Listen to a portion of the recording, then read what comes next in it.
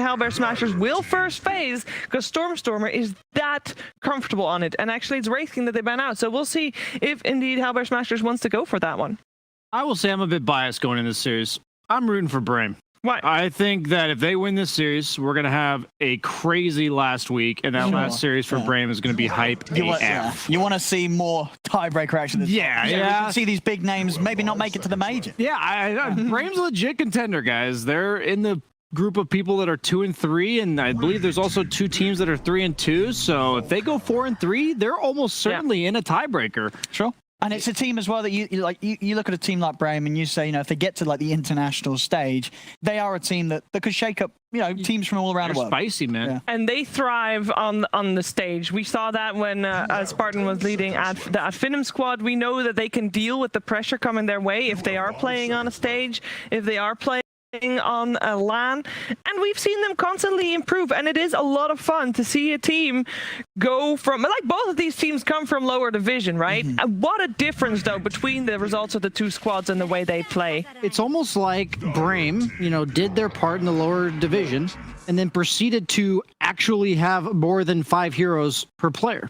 That is a crazy concept that I believe Hellbear Smashers. I mean, what they're picking second. I'm just disappointed, man. Come on. You didn't want to see this Invoker. First pick Invoker strategy. This has gotten you 0-5. Yeah. Like, why? This bothers me because, like, what do you have to lose at this point? I know they still have a chance to make it to, like, not getting relegated, but like, is this really how you want to go out? You know, going 0-7 potentially, doing the same thing every game.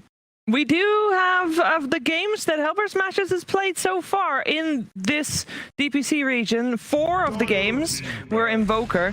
2 of those games were wins. Out of the 3 games that they've had, Stormers won 2 of them on the Invoker. I take it back. This is their one opportunity to go 2-5 and close out the season with a couple. No, I get where you come from. I just want to throw some stats there too. That's relevant. If one of their limited strategies is working, then, you know, if they want to go with it for the first game, why not? I think Nyx is kind of a bait here. Willow, you're most likely going to get your spells off before he stuns you, and you also have a reactionary button if he goes for the Vendetta hit. And then Centaur, it's like not the easiest hero to gank with Nyx. Yes, you can spike Carapace the Retaliate proc, which is kind of nice when you hit him, but it doesn't scream to me like, hey, it's an amazing Nyx game. There's no specific heroes that, I guess it's like removing the Medusa potentially, but then Brame just bans it out themselves. You don't mind picking the pucks in the world against the Nyx, all these instant silences. They're probably going to go like Void Spirit or Storm. They already ban out the Lifestealer. I guess if they have a few bans in mind to cover these 2 picks, Brood Lifestealer makes sense. Maybe a Juggernaut on top of that. It's just weird. I think Nyx is a counter pick nowadays, not a block pick. Like previous patch when he was really strong, we'd see him picked first, and you'd be like, okay, now that we have a Nyx, you can't pick from this pool of 50 heroes. I don't think he's like that anymore. We've got a Brood ban, Lifestealer ban coming out as well. I mean, when we're talking about predictability on the side of Hellbear Smashers, I feel like Brame do play a lot of different strategies. They do. And actually, the time that we saw them play Brood when they were playing up against Alliance, it was not the game that they ended up winning. Yeah, that wasn't exactly the potent Brood we've seen from a few teams. Brood's really a dud or a stud, is what I've noticed in all these games. It's annoying to play against some pubs. Yeah. Oh man, I hate you European players. There's only like 2 Broodmother spammers in NA, so I just like see monkeys in my game. I know I gotta monkeys forever. I gotta ban out that Brood, but in EU, I don't know these players. Just suddenly a gotta Brood play pick. more. It's suddenly Brood pick out of nowhere, and I've lost almost every game against it. Okay, I've got a question. Last game that we saw Brame play, they got the Willow, they got the Centaur. They won versus it with it versus Alliance. They also had a Shadow Demon, a Pugna, and a Morphling. You have 10 seconds. Normally, when you see a team having a performance like that, wouldn't you normally target some of the bans on the heroes that they've had success with? I mean, sure, but they've had a few wins, and I think the TA ban is very respectable because we've seen Wish he wins sort of unwinnable games with his TA. So, you know, completely understandable why you want to take that away from them. It's a good matchup versus Invoker in mid. Yeah. Then the Rubik, you know, they're solid. You know, anytime you're playing against these heroes like the Nyx Assassin, you want something to be able to disrupt him or catch him without, you know, setting off the self-stun from the Spike Carapace, and Telekinesis is absolutely that. Just having that straight up means that if you're able to play with vision out and the amount of sentries down, it's going to be very hard for this Nyx to ever really get the jump on you, as you'll always have a good way to respond. Multiple ways, in fact, of course, as you'd imagine. Heroes like the Willow are going to be getting the Yules online. So all in all, you know, one of the reasons why we don't really see Nyx being picked that much, and if anything this early, because there's just a lot of good heroes that stop a lot of what Nyx wants to achieve. That's the first Crystal Maiden in the upper division. And it hopefully will be the last, because that hero is terrible. Okay. They're going to pick Jug, the good old CM Jug. I was actually thinking, okay, they're going to pick Jug on 8th, so what's the support that goes with it? Grimstroke was the other option, but sure, I think You think Jug over Gyra? Yeah, they don't have a save, so you're against a Rubik Willow support duo, which without a save, you could honestly just die to with those two heroes when they're level 6. So I would want a carry that doesn't die with no help. Since you have very much playmaking potential, but you don't have any protection potential, if you have a carry that relies on that safety net, sure, I think you're just going to get picked off a lot. And AC likes a farm. I'd be upset if they were to pick like a PA or like a ranged hero, like a Drow or something. I think that'd be really dangerous for them to do that. Whatever happened to heroes like Bristleback? Now, where's Bristleback nowadays? Like, would this not be a good game? I see him all the time in the mid. I'd be down for. If they get Bristol here, you know, I feel like you could. These 4 heroes probably don't kill you if you're a Bristle with a couple of items, right? I could see that. Bristle's been plaguing the pubs actually, and we've seen Gork play Bristle yesterday. Yes. I'm gonna go the way of the Monkey King. I mean, a hero that's obviously gonna have that ability to hit the centaur in lane. You'll get the stacks up, but still a hero that's, I don't know, not really in a great spot. I mean, do you see this hero win many games, Brian? Yeah, this hero needs to be protected, man. The support duos I get when I see Monkey Kings is, I think Liquid's one of the best Monkey King player teams. Absolutely. They have an Oracle. They have an Abaddon. You know, that's the kind of support you get with a Monkey King. And I feel like previous season as well, one of the things that we were seeing Hellbear Smashers have success with was they would open with like Oracle Monkey King. And it was good. You can't counter the Monkey King because he's got a save behind. All the things that deal with Monkey King are instant initiation, jumping him before he jumps off the tree or before he uses his ult. And they don't have anything to enable him. So the only thing that will change my mind about Hellbear Smashers draft is they have a ton of follow-up. Even Monkey King I would consider to be a follow-up hero. Who goes in first? They need some hero that I can't think of because I never see the heroes in front of me. They need some hero which I look at the fights and I say, that guy's going to go first. And then Invoker's going to be a clean tornado follow-up. And then we got the Wukong's Boundless. What about, it's still in the pool here for the offlane. What about Slardar then? Slardar would be okay. Okay. I think that would be fine. Yeah. Something like Slardar, that's a good archetype. Let's see, what else is there? Sand King, not a big fan with the Nyx though. Like Nyx Sand King sounds like a pretty still tries to play a bit of Beastmaster here and there, but I think it can't be Beastmaster. I think it has to be a hero that actually goes in. It can't just be a hero that disables them. Like Underlord? But if you're asking, like, what has Rasmus played, for example, it's none of those. Well, he has played Underlord. But other than that, it's like the Vano, the Axe here and there. I would be so upset if they pick Vano. He played Enigma and Dazzle. If they pick some ranged offlaner. How about you go all in on buffing the Monkey King, and you've obviously got the Alacrity, you get an offlane Magnus. It is pretty tough if you're the mag and you're supposed to. I guess there's a Rubik though. Rubik's always kind of that's true. Yeah, a bit of an RC one. I'm down for Bloodseeker though. Okay. Against Centaur Willow. Just something that makes this Monkey King look at Brame's bans. It makes sense. Like the way they're drafting, they're like, okay, they need a guy that goes in. Tied Axe. You know, like that's exactly what they're looking for. I think Slardar is the best option out of all the things I've seen so far. I think like Sand King would struggle in lane because Nyx Sand King are both kind of countered by the same things. I think Slardar or Bristle. Some of that heads in. Bristle would enable the fight not by disabling, but he would certainly you've got disable from your first 3 heroes, right? Nyx, CM, Invoker. They're going to be able to control people. Okay, you need someone to live. Need some distraction here. Yeah. Okay, I wouldn't hate Bristle. Necro. I mean, he waddles in like really slowly. But Willow can solo kill Necro. Yeah. I want to remind you guys that Alliance also 9th or 10th picked of Necro into Spartan's Willow. Yeah. And S4 fed. Yeah. A lot. It wasn't great. It's not something you can play around because your survivability tool is Ghost Shroud and the Sprite. Bedlam. It's called Bedlam from Willow. It's an attack, but it's not considered like a physical attack. So it's actually just amped up. It's like 600 damage level 1 amped up by the Ghost Shroud. You plus one other hero will just kill Necro. I think that's a very questionable pick. They could just go really any strong safe laner like Troll. They could go a survivable guy like Jug. Troll's nice for the lane. Oh yeah, both of those are. Yeah, you're going to be able to lane pretty safely. Yeah, they got There's a some time lot, to think lot about of it still. control for Troll, though. I think Troll's going to be hard. You put the battle chance, you know, until you have a BKB, it's going to be very hard to fight. It's meant to enable the lane, not necessarily win the game for Yeah, you, because you do have pretty well scaling cores in the DK and the Centaur. So if you're a hero that can buy an early BKB, I think you're content as long as the lane's supposed to be good. They also play quite a few games of Gyrocopter. It's scary. Against the Knicks and stuff, it's Too scary. No save with a lot of burst. They have a lot of burst. And I think you don't want to present an easy target, because right now their strategy has been to pick Centaur DK, all of which would require 3 to 4 spells Ryan. of volley. Go ahead. It's not a great hero, but what about the anti-mage?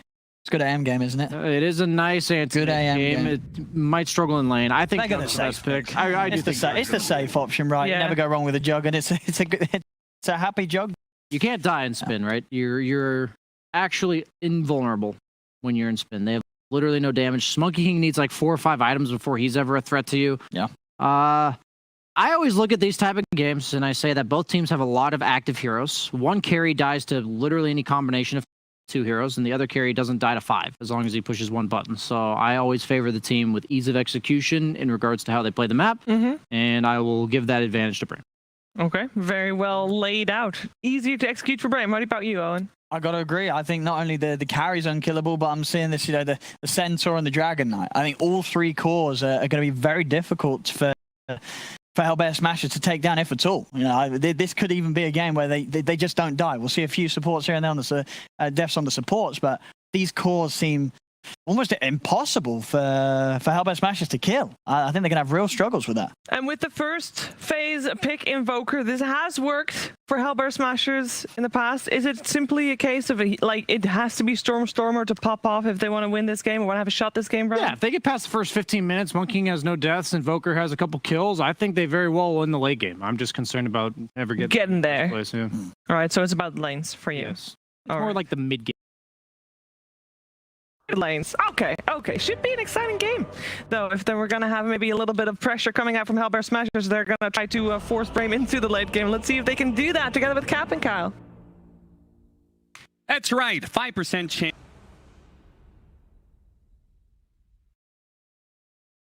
Hellbear Smashers.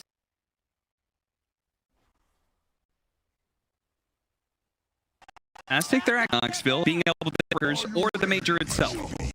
Okay, 20% just to stay in the league. That can't be right. But yeah, they have a good shot at actually making it out. And Oh, yeah. I got to say, this to me, biggest surprise of this upper division European DPC. Not a single one of the talent had Brame in the top 6, let alone True. making it to the major. And so far, the only squad to take a series off of Alliance, and in general, just playing, I think, a lot more solid Dota than we expected. Yeah, I'll be honest. I did a coin flip of Hellbear Smash. I was like, all right, one of these promoted teams, they're going to do an upset. I did a coin flip. I was like, all right, Hellbear Smashers or Brame. And it ended up Hellbear Smashers. I would have looked like a genius. You would have? If it ended up being heads instead of tails. But Yeah, if only you'd done the same about whether or not you should go into Dogecoin true. 3 months ago. There is still Not now. 18% chance that Brame gets automatically relegated due to their score. Still- 18%? Yeah, 18%. They've got about a 33% chance to end up in relegation tiebreakers. This is all, of course, thanks to Knoxville, who put out a tweet yesterday with weighted probabilities for all the teams Yep. and their placements as of yesterday. Yeah, a lot of it has to do with their performance here today. So Hellbear Smashers, a pipe dream of staying in the upper division, but Yeah, they pretty altogether, much have to beat Brame, and then they have to go on and beat Secret. I mean, Secret is not looking great, but unfortunately for the Smashers, They're not- looking worse. Indeed, and I think a big part of that, you can even see the change with Stormer getting his hero first pick overall in the draft, Invoker. I think they've had struggles trying to fit his pool in into this upper division, and it'll be interesting to see how well he performs. This is probably the hero he's known best for. Well, he is immediately going to be starting off, denying his own Observer Ward to make sure he doesn't give away that golden experience. It's a nice, cute little play.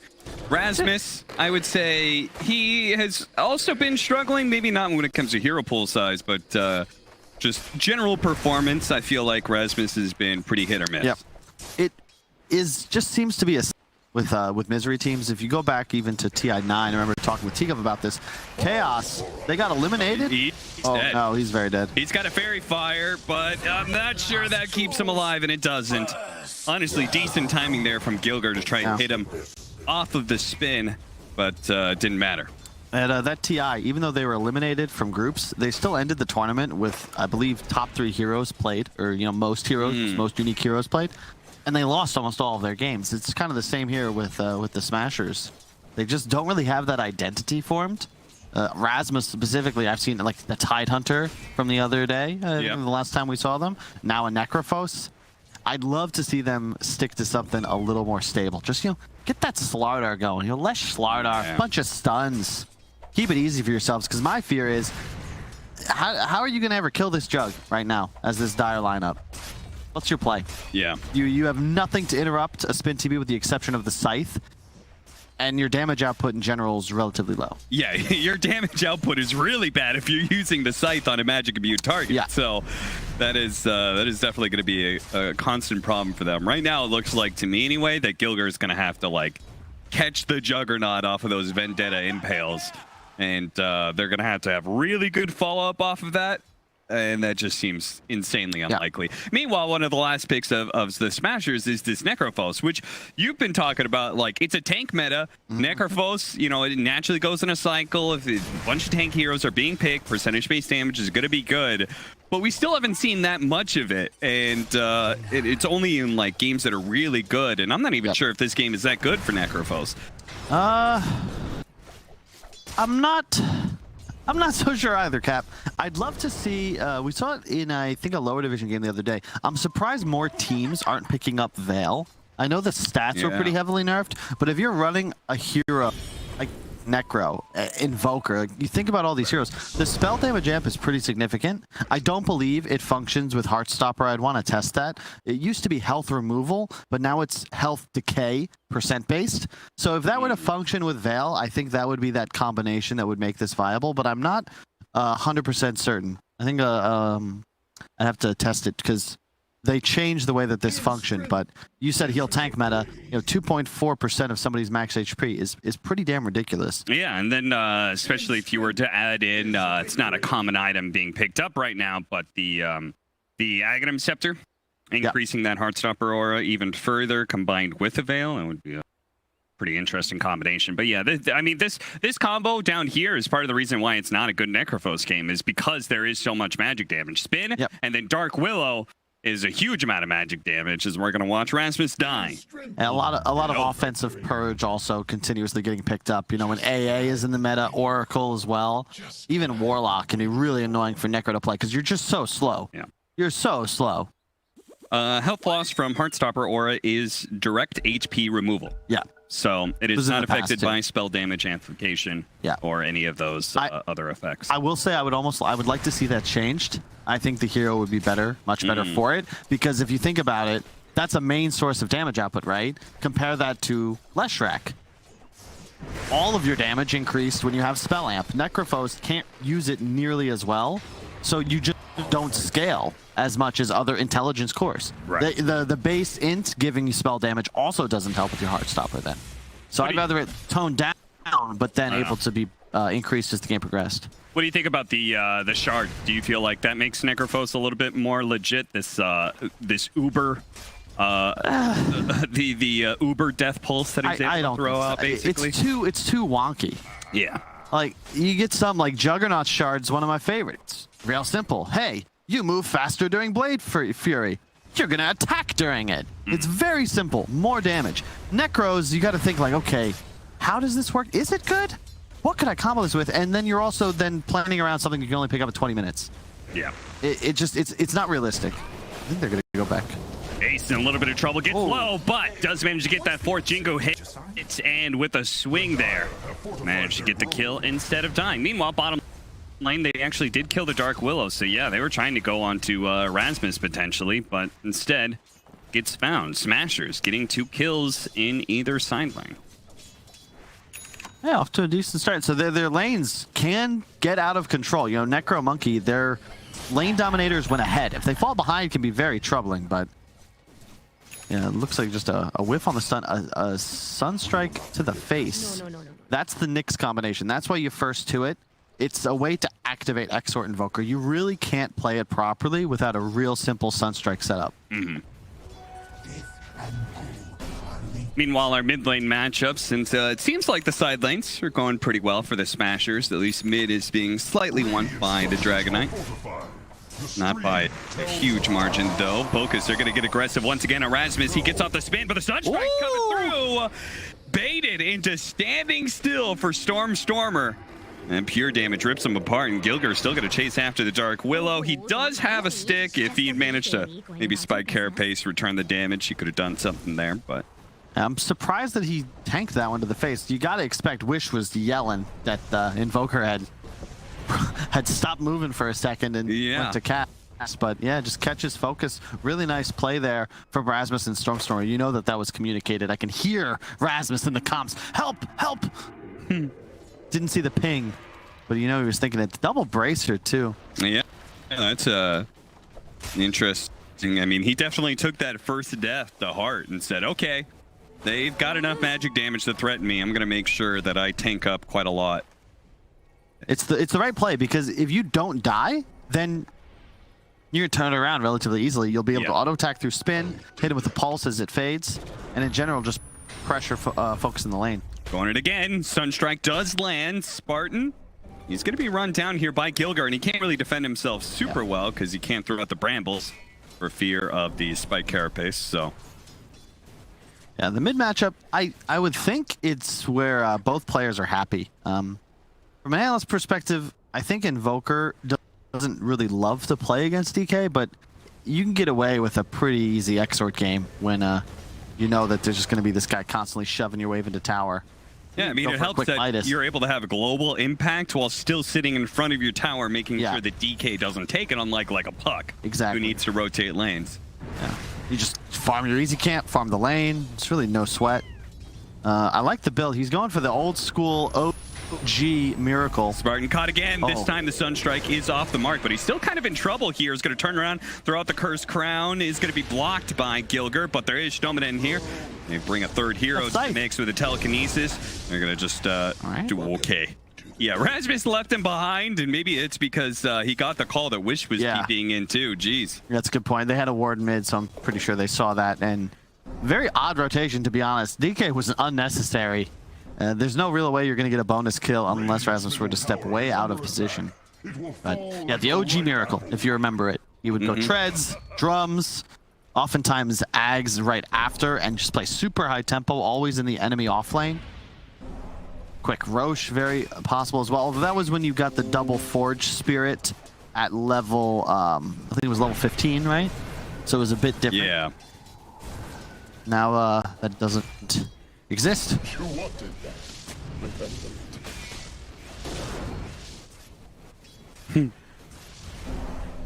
Gilger just keeping Wish away. Top 3 across the board for Smashers. They're going to be very happy with their laning phase. So this is something that you said was kind of the danger of the Smashers lineup, is the fact that they could run away with the lanes. Just the individual matchups is going to feel pretty good. Now, how do we build on this from here? Because extend the laning phase. Their heroes moving around, right? Exactly. You just extend the laning phase. If you could get this for another 4 or 5 minutes or so, you're so happy. But it's in Brame's best interest to start making moves, right? Bring the Jug or the DK to a side lane, find a kill, push a tower. No problem. They need to make sure that does not happen. If you look up top, yeah, Monkey King's dominating, but look at his build. That's the first point in his W just then. Has treads and over corruption. He's all in for lane domination. So still susceptible to being ran at. Doesn't even have a point in the ultimate just yet. So if I'm Brame, I'm looking to make things happen. Rasmus, love the build. The Hood double bracer means he is just not... You can't mess with him. And even if you were to kill him, it's going to require too many resources to get that done. Was it just me, or do you feel like Brame's playing the wrong side of the map right now?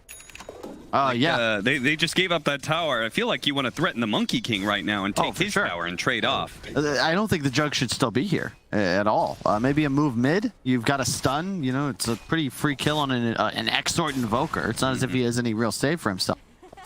And they're keeping him now in the safe lane, but it's actually Stormstormer who's now pressuring the mid tower, while Monkey King still free farms. That advantage top means that no support is necessary for him to continue dominating. Nice little sidestep from Tofu. Fancy feet. Very smooth. This is like, Focus doesn't want to be here. Yeah, I want to see those two supports like move up to top lane and like, especially since it's a Centaur, like he's gonna be a decent amount of damage. Meanwhile, like Necrophos, Double Bracer, and Hood of Defiance, like this guy is tanked up. He is prepared for you to run at him. Indeed. I think they've already kind of put themselves in this hole. You can see 2 minutes have passed since we asked to extend the laning phase. 1,000 more gold, the advantage for Hellbear Smashers. This is the dream. Somebody will die, right? You can expect Rasmus. He's knowing that this at some point will end with his demise, but he doesn't mind that. He is shoving into a tier 2 and then taking enemy jungle. Brame are just kind of lost, it seems. You just see these dots on the minimap rotating back and forth, and there we go. Finally, the move comes up to the top lane. They're going to go for the Monkey King. The Monkey going to try and get off those Xingu stacks, but it doesn't really matter. They bring the full force of Brame's lineup to this top lane. Glad they did that, but level 7.5 Centaur. That should happen like at 5.5 set up. As soon as he sticks, boom, pop, that's a kill, and then you push top. Now it's so late that rotation can immediately be punished by the Smashers. Dominant caught by Gilger, the Vendetta Impale combination. It's going to catch a lot of hero kills, and they're going to give up mid, and Rasmus is going to get in front of this tower push as well. Rasmus is looking to keep all of these towers alive. Oh yeah, you can't stop me either. He's too tanky now. Yeah, this is great. Really great play. Where was this all season? Smashers, what's going on? Well, to be fair to them, they did take a game off of what? OG. That's true. Secrets. It's just the problem was they weren't able to put together a full series win. They've actually got, I believe, 3 individual game wins on the board. Yeah, the big issue right now for Brame, check out the support net worth, man. That is rough. 800 on yeah, yikes. on Spartan. No boots. A lot of gold, and a big part of that. Do you know why that's rough, Cap? Because you're playing against the Nyx assassin. You don't have to spend much gold to support anymore, but you're now going to be constantly afraid. They have how many sentries down already? They've got 4 sentries down. They're going to need more than that, 5. You're going to be out of stock pretty soon, but you got to keep buying them. Yeah. And now that Smashers have tempo and vision control, it's going to be really, really frustrating to deal with. Move to the top lane. Another round of Vendetta. Skylark seems to have... I've noticed this about Skylark. He has pretty good map reads. Yeah. He's got the spidey senses, man. Yeah. Oh, wait. Does Ace have the spidey senses? Oh, okay. That was smart. He knows he can't be seen by the tower there, so that means that somebody was giving the vision to the tower, and that would be a Monkey King in the trees. And he's got a real quick blink on the DK, but trying to get... They're going to terrorize him. Knock him out of the trees, see if they can land the brambles on them. They do. They go for the magic damage now. Dominant on the side as well to be able to pull him back in. They do a decent amount, but it's not quite enough by itself, and that will be a Monkey King living. Ace is going to be fine. Stormer was able to prevent the rest of Smashers from pushing in. They're immediately going to move to the other side of the map, though. Stampede runs him over. They catch up to Rasmus now, and Rasmus, he may be as tanky as all hell, but 3 different cores on top of him with no help from his allies is a surefire way to die. Ace, you gotta please be careful, my friend. They have a lot of magical burst for you. Is he really gonna set this up? They have healing ward. I don't think this is worth. Yeah, I feel like this is one of those moves where you just leapt into a centaur. Oh my. Yeah, that was close. I think you gotta just get that one to Brame. Be like, okay, good job. You kind of outmaneuvered us there, and just keep farming, you know. But Ace trying to recover everything and protect his captain. Yeah. Loses out on a bit of farming time. That was on Rasmus, honestly. He had pushed it into the tier 1. That's his job. You got to get out there. You know that counterplay is likely going to come in. So far, you know, Hellbear Smash, they had a lead, but it's tough for them to expand upon it if they can't control the enemy Ancient Triangle, because that's a Battle Fury Jug. He's very content now to just farm, catch waves as they hit his towers, and Smashers, they didn't really go for the scaling. You know, it's a Drum's Blink on the Invoker, it's a Hood on the Necro, so they have the lead, but it's not expanding like they might want. Would you have liked to see a more farming build for the Monkey King? Because that would be the biggest difference, right? Is the Monkey's going for a Deso compared to the Jug with the Battle Fury. I don't think you can go for the laning skill build and the Deso. You have to continue to fight at all times. Here we disable his Terrorize. Not able to get it off in time. It's like, it's one or the other, you know? And Ace, you know, he had a great start, but look at his net worth. Like, he's behind the DK now. He's in 5th place, and he had utter free farm from 5 minutes onwards. Yeah. The Deso's going to be nice, but they're going to need to play mistake-free, pretty much, the Smashers. Like, one fight lost, and they're going to be in some trouble. Nice Sunstrike gives them a little information. They know now that Wish is going to be jumping in here, and with that stun, you should be able to get the kill on Gilger, but still, it's the Dragon form to defend a tower and get a support kill. That's not bad for Smashers at all. The thing is, they brought 5 there. Like, they're 5 heroes pushing that tier 2, and they immediately flee. Notice Focus, as we look at our little picture-in-picture, still farming the same triangle with his Battle Fury. Stats going up. Rasmus gonna be the next one targeted here, but Spartan Sunstrike, that's gonna blow him up for sure. And I don't think they could really deal with Rasmus right now. In fact, they gotta be careful of that Reaper Scythe. Look at them, 20 Magic Wand charges. They telekinesis, pull them back into the Brambles, but again, they know better than to try and go for this kill. Ace sneaking up the side here. Snowman in. He's going to be caught by the stun, the boundless strike. They realize they don't even need the ultimate here. This is a halfway commitment by Brame, so they don't need to blow ultimates to defend. This is big. I like that they forced for the tier 2 here. I hope they would have done that, you know, before that 1 death on Gilger. Oh, what a stack. Focus, got to be careful though. See how quick he is on the spin. As Gilger has missed his opportunity to go for the Spike Carapace stun. He's got this. Focus is going to be fine. And I'm not sure if he has the damage by himself anyway, even with the Sunstrike. Yeah, it's good. They got to control the outpost now, though, if that's possible. Just slow down the XP gain for this Brame side. I just... Man, first item BKB Ace? Yeah, he was going for Deso earlier, and now he's made it even more conservative? And a BKB build up instead? It's just that I wouldn't mind it, but you know, Rasmus also went for more of like the offlaner style, you know, a hood into a Yules. So yeah, Stormer is gonna sell better than a lot of mid players, but just feels like the 3-2 position coming out. Dodged by Spartan. They're really going to go for this one. The Terrorize, it does go off just before the tornado, and that's enough to be able to blow up Rasmus. Ace comes in, but the Wukong's command is too late. Brame has gotten the kill and gotten out. Skylark now charging forward. Maybe looking to catch another hero. He's a little bit skittish, though. Wish he's going to charge forward, though, instead. Focus is come losing in. They actually have the stolen Wukong's command from the Rubik. That's not too scary. As Ace turns around, managed to get up the Jingu stacks. Still in decent fighting shape here. Telekinesis pullback, though. They can continue to go for the support they want, but they don't have any detection on the 2 cores. Gilger sneaks away just in time. Man, Brame's just ready, and their team fight, it's going to be a lot better than the Smashers. They're great at getting the pickoffs, but this is my my big concern with the item build, Cat, because they're going for the team fight. They're trying to say, we want to take fights and win them now, but that isn't what their draft is really engineered to do. They should be playing corners, you know, hunting, killing with good rotations from a Nyx or a Monkey in the trees with the addition of a Sunstrike or a Scythe. The pit will be the play. I don't know if you can contest this if you're Brame. Yeah. It's not looking good for them, especially as they've got illusions to be able to scout out. No heroes in the triangle right now, so this is going to be an Aegis or Ace, I'm guessing. I guess one upside to this BKB build is that a decent amount of his damage is going to come from Alacrity. He does have that little bit of an extra steroid for him.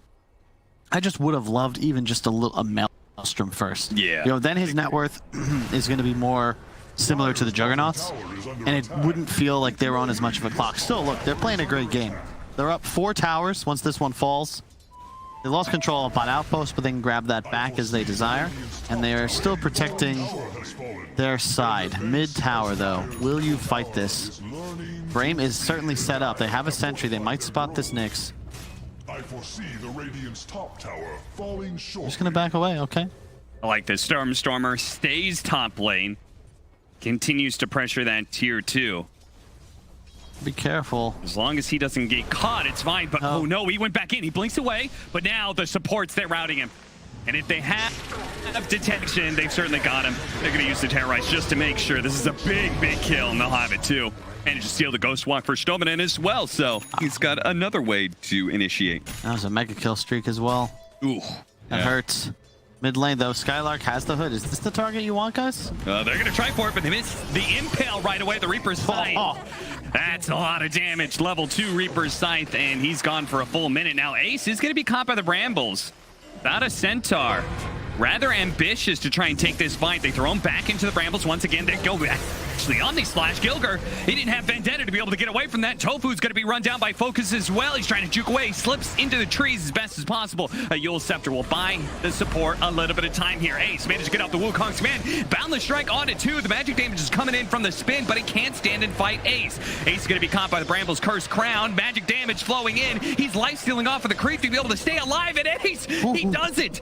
He stays alive ever so barely against the assault from Spartan, and now Wish. He's going to be chased down by Ace up next. They're going to throw out the EMP to burn Wish out. Ace gets another Jingu stack so he can go ahead and heal himself up. Nicely played by Hellbear Smashers.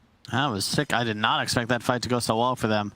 Really well done by Ace. I was the trigger discipline to not use BKB. I was just yelling in my head, just no really? You're just gonna keep it? Yeah. If he dies there to Skylark, that is a totally different fight. Or not Skylark, but Spartan. I keep getting them confused. Either way, they're gonna find the jug here, but he should wait until spins back up. There it is. I don't think he's gonna get caught. I like the decision to go for the Ags. It's very nice against Nyx and CM. Get to both the positioning and the free damage off. Focus. Careful, my friend. He is going to be able to just TP away. This Cataclysm does do a lot of damage, though. He's going to have to keep that in mind for the future. Oh, hey, Snowman. What are you doing here? All right, Gilger finds a freebie as a bit of a pause. Not sure what Snowman was doing doorbell. there. Got caught. And this is, there's the Necro factor, even with the hood. Wasn't popped, nor was the Essence Ring. Maybe that fight goes a little differently if so. But you can see the concern. It's all about keeping your supports alive if you're Smashers. Your cores can handle themselves. Nice Yules there from Rasmus to protect Tofu. Got him before the spin came out. Yeah, that was a great Boundless Strike from Ace. Otherwise, Brame might have been able to just continue rolling over them. Looks like they're going to be able to catch Tornado into the Meteor Smash. They're going to jump in and just make sure that Spartan is indeed dead. Deso now for the Monkey King. Spartan is, I love him. He's just face checking the high grounds. That's his role on the team. Yeah, it really is. Spartan heroes are a certain breed, you know? Yeah. You got to get your Undyings, your Dark Willows, your Spirit Breakers. And look at that, a healthy half of his team's deaths. It's the role of a good 5. The issue is they're losing a lot of structures, and they've yet to even threaten this dire tier 1 middle. Makes the map much harder for them to control. Now down, still 3 towers. Only 5k, but it does feel like Smashers are getting to a pretty solid spot. I think that their team fight now is formidable solely because their cores just don't seem to die. Yeah. And if you can't kill them off in an Omni Slash stun combo, I just don't know how they'll die. And the minus armor for the Monkey is pretty significant with the benefit of that alacrity as well. I've noticed this whenever like the net worth can be even when you take all the enemy tier 1 towers. Like sometimes they just outfarm efficiency you or whatever, but it's when the tier 2s start falling that net worth really starts plummeting, because it just represents like, okay, it's a decent amount of gold from the tier 2s themselves, but the map control you're getting, if you've taken tier 2s, the enemy is very limited on farming, and so we can kind of see that windfall beginning to the favor of Smashers. Setting up on Wish right now. He does have a BKB. Oh, nice so setup, able to get the chain stun combination with the Cataclysm over the top. That is all Stormer. He's baiting the Forge Spirit. It's like half HP. It's calling out to be killed by a fire breath. And your typical reaction is like, oh, he must have forgot to micro it. Nope. There is a Gilgrenix there. He is waiting in the wings, and that is a freebie. There's the Ags from the Invoker. The Cataclysm is so busted, especially in a game like this where you have the Nyx. It's just double Sunstrike. Like, come on. 100% guaranteed to hit unless there's a force away. I expect somebody to be buying one ASAP. No, but it'll be a blink on the Rubik. No, nobody's going for it, man. You need a force staff in this game. Another reason why. Dodging the meatball. Yeah, Spartan once again fulfilling his duty. TP. Oh, tried to force it out. Ace almost getting caught there. Managed to get off his BKB just before the stomp. He's going to leap away. Wish is desperate to be able to catch somebody here because they forced Hellbear Smashers to split and a TP up to the top lane, but they couldn't quite catch them. Nice now they've move. used Dragon Form for nothing. The moment they saw the TP came out top, they pounced, but well done by Smashers. They're very prepared. And now, Smashers might just go back in. Dragon Form still up for about half its duration, but no rush. I mean, at this point, the way they're controlling up the map, this is going to become a single core juggernaut carry, you know? Like, he's going to have to do it all. Yep. And it's tough for both the DK and the Centaur here because the Necro factor.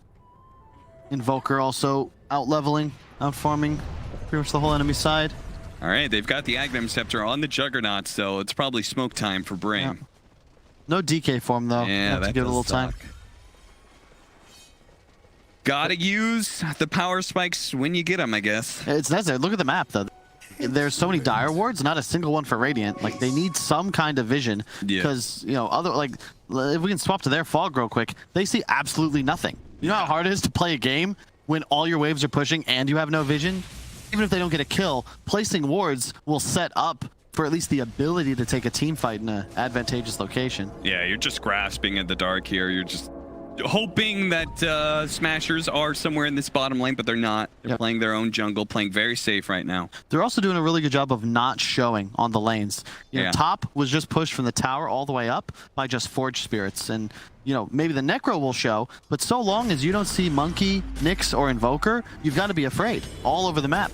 They could be anywhere from your woods to right on top of you to just casually doing Roche. You'd never know. The lead out onto the Centaur. That's certainly going to be enough damage to blow him up, but Wish at the same time has already jumped in. Pops his BKB after the spike carapace hits him, and he's trapped. Spartan, get out of the way. Wish is trying to get away from Ace right now. Spartan goes in for the kill onto Stormstormer, but of course he doesn't have enough damage for that. He's only got level 1 ultimate. Focus going back in now with the buyback coming down from Skylark. Really trying for this one. Lotus Orb, the Reaper side bouncing back. Oh, God. That is a dead Dragon Knight. Rasmus able to execute him pretty quickly, and Focus doesn't have much left. He's just got his Aghanim Scepter to be able to bounce around a little bit, but he doesn't have a spin, so he's immediately going to be disabled afterwards. And yeah, Rasmus calling it. It might just be GG. MVP Tofu, that Glimmer Cape disjointed the Juggernaut ultimate, and suddenly Ace was still full HP. And this is the one danger of the Jug. If you don't get a good Omni off, your hero's worthless. That's the whole hero's kit. The goal is kill enemy carry. It doesn't work. In fact, it actually puts him in the middle of no man's land, and that's just straight up GG. MVP Tofu. Well done, sir. And also, if he doesn't have in size, he makes up for in his wilds. Gotta carry, and this is the danger. Remember, we're playing against the Nyx Assassin. All the sentries getting placed all over the map. You don't necessarily have the luxury of holding them for the fight. They did have one on Spartan, but he died straight off the bat, thus nothing remaining. Smashers keeping the dream alive to stay in the upper division. Taking a big lead here in game number 1. Brame not going to call GG just yet. After all, it's only going to be 1.5 lanes of barracks. But Gilker, is he speaking up in Yule? I thought he was going to buy wards and plant a deep ward, but no, this man is he's just trying to complete his items.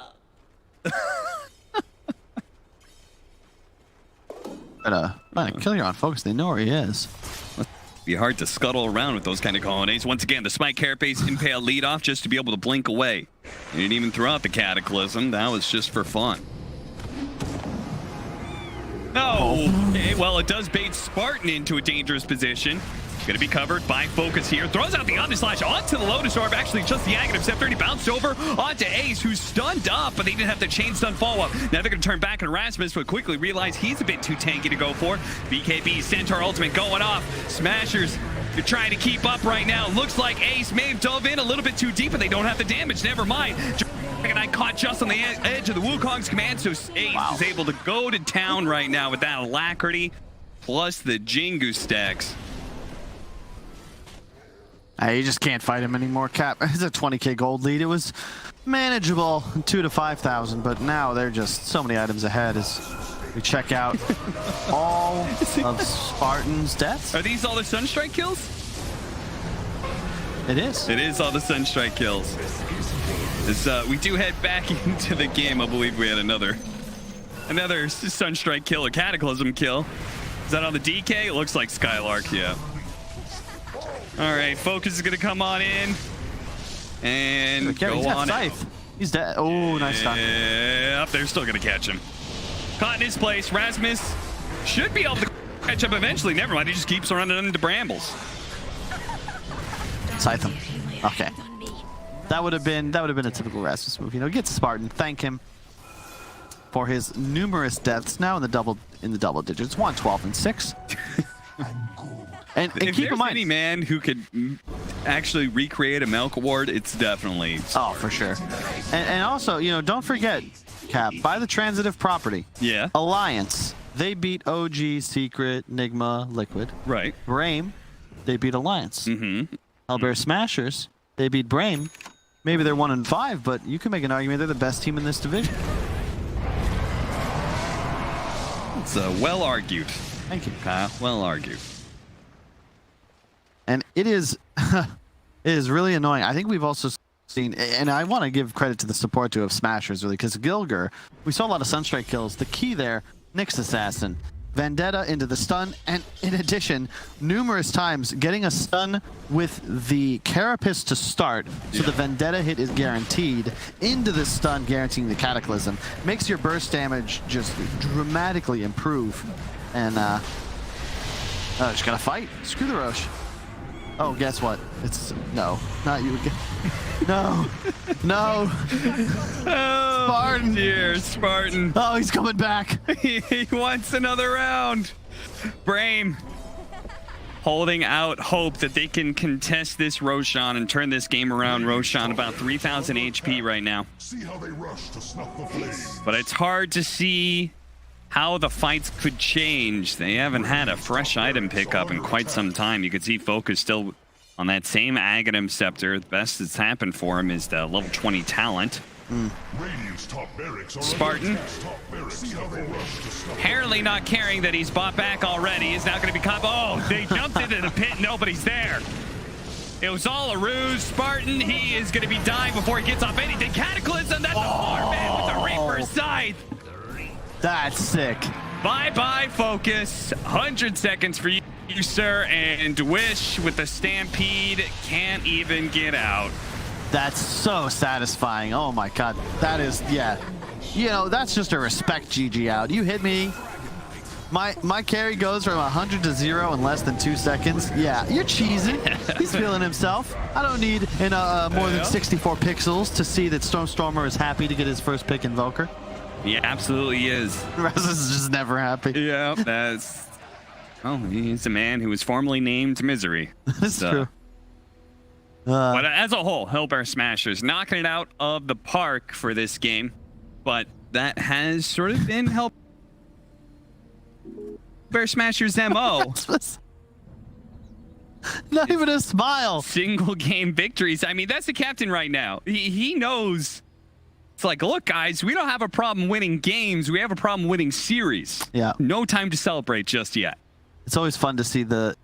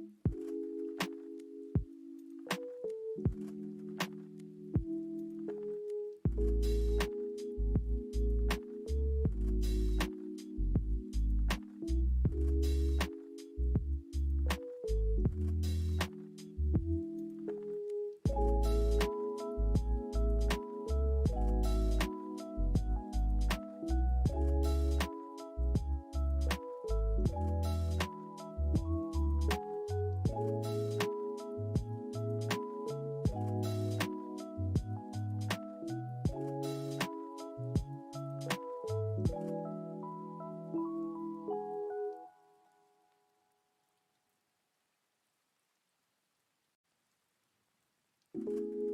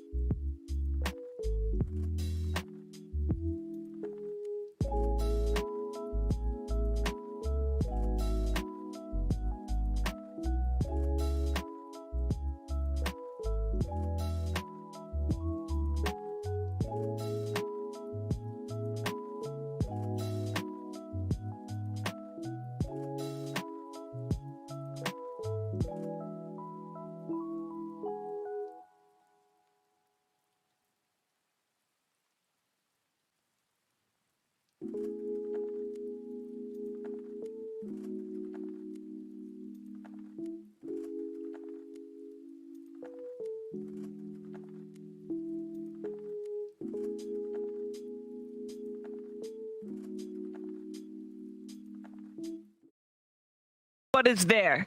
We're going to find out if they can get a victory here on the board. Brame, on the other hand, they might have overestimated or underestimated rather the Invoker, but they're not going to do so now, Brian. They banned it. Yeah, this button's not working, and it's just making me sad 'cause I wanted to hear T-Guff scream we have a game too. Yeah, why isn't that working? Does the rest work? No, I don't. Okay, yeah. Yeah, it's just that button. We got game 2. It's not working. Yeah, well, Owen, there we go. it's just a 1. Yeah, just act like that's a 2 that Cap said there. I will say. Oh, there we go. Okay, phew, I feel better now. All right. Thank you. As you were saying, if I was a betting man, I Yes. would have to go against Hellbear Smashers here because Statistically. historically, statistically, we're looking at this and saying they haven't taken a series yet, but they've been here winning the first game plenty of times. I believe they won their first overall game in They DPC, did. and I remember because you talked about it after the game, we saw a lot of smiles after Yep. that first game, and that's a look we haven't seen in a long time, and I think that's why we saw Misery looking the way he did after game 1, because he's like, okay, we've made it here again, Serious business. but we've fallen short too many a time already, 3 times to be exact. So I like that they have an idea of what they're going for. Tiny AA, it's a strong duo. That's a good opener. It's gonna burst the hell out of pretty much anyone. I would not be surprised if that's just a Storm or Tiny. They did ban out the Invoker, so we're not gonna see that again. Brame going for a Lina of their own, probably a deny pick. To be frank. Yeah, I think something that was also banned out very early last draft. And we're seeing they're coming in with the big picks here to open. They'll put it out there. TA. It doesn't matter when it's Brame, when it's picked, because you can pick the counters. He'll still have a good game. We've seen it come out in drafts where it's like, well, this was like a terrible TA game, and it wasn't for him. So they can get away with this. He is that good on this hero. I want to see some Drow. You know why? Because I picked Drow and Pubs 3 times yesterday, and all my 10th pick mids picked TA. And TA with 60 free agility at like 20 minutes in the game is a sight to behold, Owen. That is a lot of damage, a lot of attack speed. I was like, wow, I don't even have to hit people. The TA just 3-shots them. It's a lot of range squishes then, but you're right. As long as you've got like a good frontliner, if heroes like Tiny AA, if they're not getting the jump on like the Drow, they're just gonna get pelted down with arrows. TA kind of is a frontliner. You're cool with the TA just going in. Or mid game, in the right game. Meaning if they ban out the Vipers, the Bat Riders, the Venos, these type of things, then TA can absolutely go in first. And AA is a support that is completely vulnerable to just getting blinked onto and dying. Yep. And there's really, he can cold feed you, but that's about it. And you're going to die in the duration that the cold feed takes to proc. So they are revealing this is Alina support right away, which I think was probably the intention all along. But I think they kind of a downside of the TA. I think that the fact that the response was Tiny. You have the Tiny AA. I think you see that they would have known that they weren't going to put it in a core position because it would have just been far too vulnerable of a hero to put in that position against this sort of insane burst. As a Lina, you're never really going to have items that keep you alive from that combo until very late in the game. Yeah, we've seen Stamana play Lina once. It worked out. It was their win against Team Liquid. But I believe it was laning together with the Centaur as well, so they had a very strong offlane. Centaur actually one of the heroes that is still in the pool, and obviously we saw Centaur for Skylark previous game. It didn't really look that good, even though that hero is supposed to be OP. Why didn't it look that good? It was the Centaur Rubik lane against the Monkey King CM. It was weird because at the start the cores weren't dying. I think we looked earlier on, like each core had like 1 death and the supports had like 6 and 7 deaths. And I think it was just a case of the game. They were behind. They were playing from behind. Centaur was having to be used purely defensively to just bail people out. They were having to pop Stampede every time the DK or the Jug was getting jumped. And then when you're having to play like that, there's not really a whole lot the Centaur can do to swing the game around. Centaur, of course, is still absolutely fine and could very much be something that they go for again. I don't think it was anything in the play or the build that was really wrong that game. It was just a tough game. I think the pick itself on Centaur, I'm learning a lot about this hero this patch just because we're seeing so much of it, and a lot of teams are feast or famine with it. And I think it comes down to the fact that hero wants to sit in lanes for the first 15 minutes of the game and just use Retaliate to farm, Retaliate to pressure towers. And the Nyx Invoker just made that impossible. You can't possibly tank that much damage. And the Nyx himself, after he gets level 6, he's never showing. So even Purge showed in the clip that he was scared to even walk up to lane when it's right outside of his tower range. And that's not a way that Centaur can really flourish as an offlaner. He is a farmer. That's the thing about these offlaners that rush Vanguard. They are pretty greedy. And if you can shut down that farming period, they're not going to hit that timing they need. And then suddenly like Owen said, you're playing bailout for the rest of your team. You're not getting your own items. And then you're just kind of a non-factor at maybe 25 minutes plus. And they go for the Death Prophet, which may be an offlaner to go with the 4 Tiny, potentially. You think that's most likely? It's like, it's a decent mid laner, you know? But the problem is, if you put it core, when I say core, I mean mid lane, usually you want to save. And they go immediately for the Tusk, a hero that can gank the Death Prophet, that can gank the Tiny, enables the TA. I'm a bit nervous. I think Tusk Drow would be sick here. That'd be absolutely sick if they were to go that route. You want that melee 5, one that amps up the physical damage, gives you a save in and of itself, a reset per se against the AA. It's funny because I still like Brame's draft from game 1 better. I just think Hellbear Smashers was just way more comfortable with the vision they had of the game, which is nice to see. I think it's cool in Dota that a bunch of subjective opinions can be wrong simply due to how well an individual understands the game that we're seeing currently. Smashers, what they want to grab here. I wonder if they'll want to take aces here, because a few of aces, big ones are being banned away. Void was banned last game. Would you sort of like this as a Faceless Void game? It's bad against TA, though, is the problem. Okay. She's just a really hard hero to Chrono. She always buys Blink Dagger, and then you also don't do... Like, you kind of want to kill the person in Chrono in, like, 7 or 8 hits. That's usually how Void works, and the TA Refraction is just so good against that concept. So the Troll, this is a nice one? In theory, it's quite nice. If they pick... I'm thinking Mars comes to mind. Mars Lina against Troll would be a bit scary. Just a stun into the stun, Sand King. I think Troll is underrated this patch. I would be curious to see if Ace goes for a Diffusal build. See a lot of that in China on the Ursas, the Trolls, the Jugs. There's still an Axe in the pool. Is that strong against Troll as a counter that you want to grab? Nah, Troll counters Axe. That's a meme. The fact that you can dunk him is like a meme. He's a ranged carry that isn't really diveable, can easily remove Battle Hunger with throwing axes. Okay. Yeah. The lane is just too rough to play. It will be still the center. I like it better against what Hellbear Smashers has this game, but I think the lane will be a bit rough. Troll's a pretty scary lane in the first place. I think Troll's the strongest lane and carry in the game by a large margin right now. You have 10 seconds left. Now, for Hellbear Smashers, the last time they picked the Death Prophet, which was only like once in the last month or so, they did play it mid. They did have Stormer play it. How does it do up against a TA? The Spirit Siphon's nice against the refraction charges, but you die to the traps is kind of the problem. Okay. If the Tusk makes his way mid at any point, traps plus Tusk would be enough. So I'm not like a huge fan of it. It's really snowball-y. It's whichever 4 makes a move on mid first. If you have Exorcism, the TA will 100% go down with the Tiny Toss, and vice versa with the Tusk. So definitely momentum based. Wouldn't be super excited to pick it, but I've seen it dominate TAs early enough where if you take his mid tower with that first Exorcism, suddenly you're invading his Ancients. TAs slow down a lot. And then we're also still looking for a hero for focus, and obviously the Juggernaut didn't work out previous game. But we still have his Morphling in the pool if we want to give that a shot. Could be risky against AI. Yeah, too risky. It's such a nice Drow game.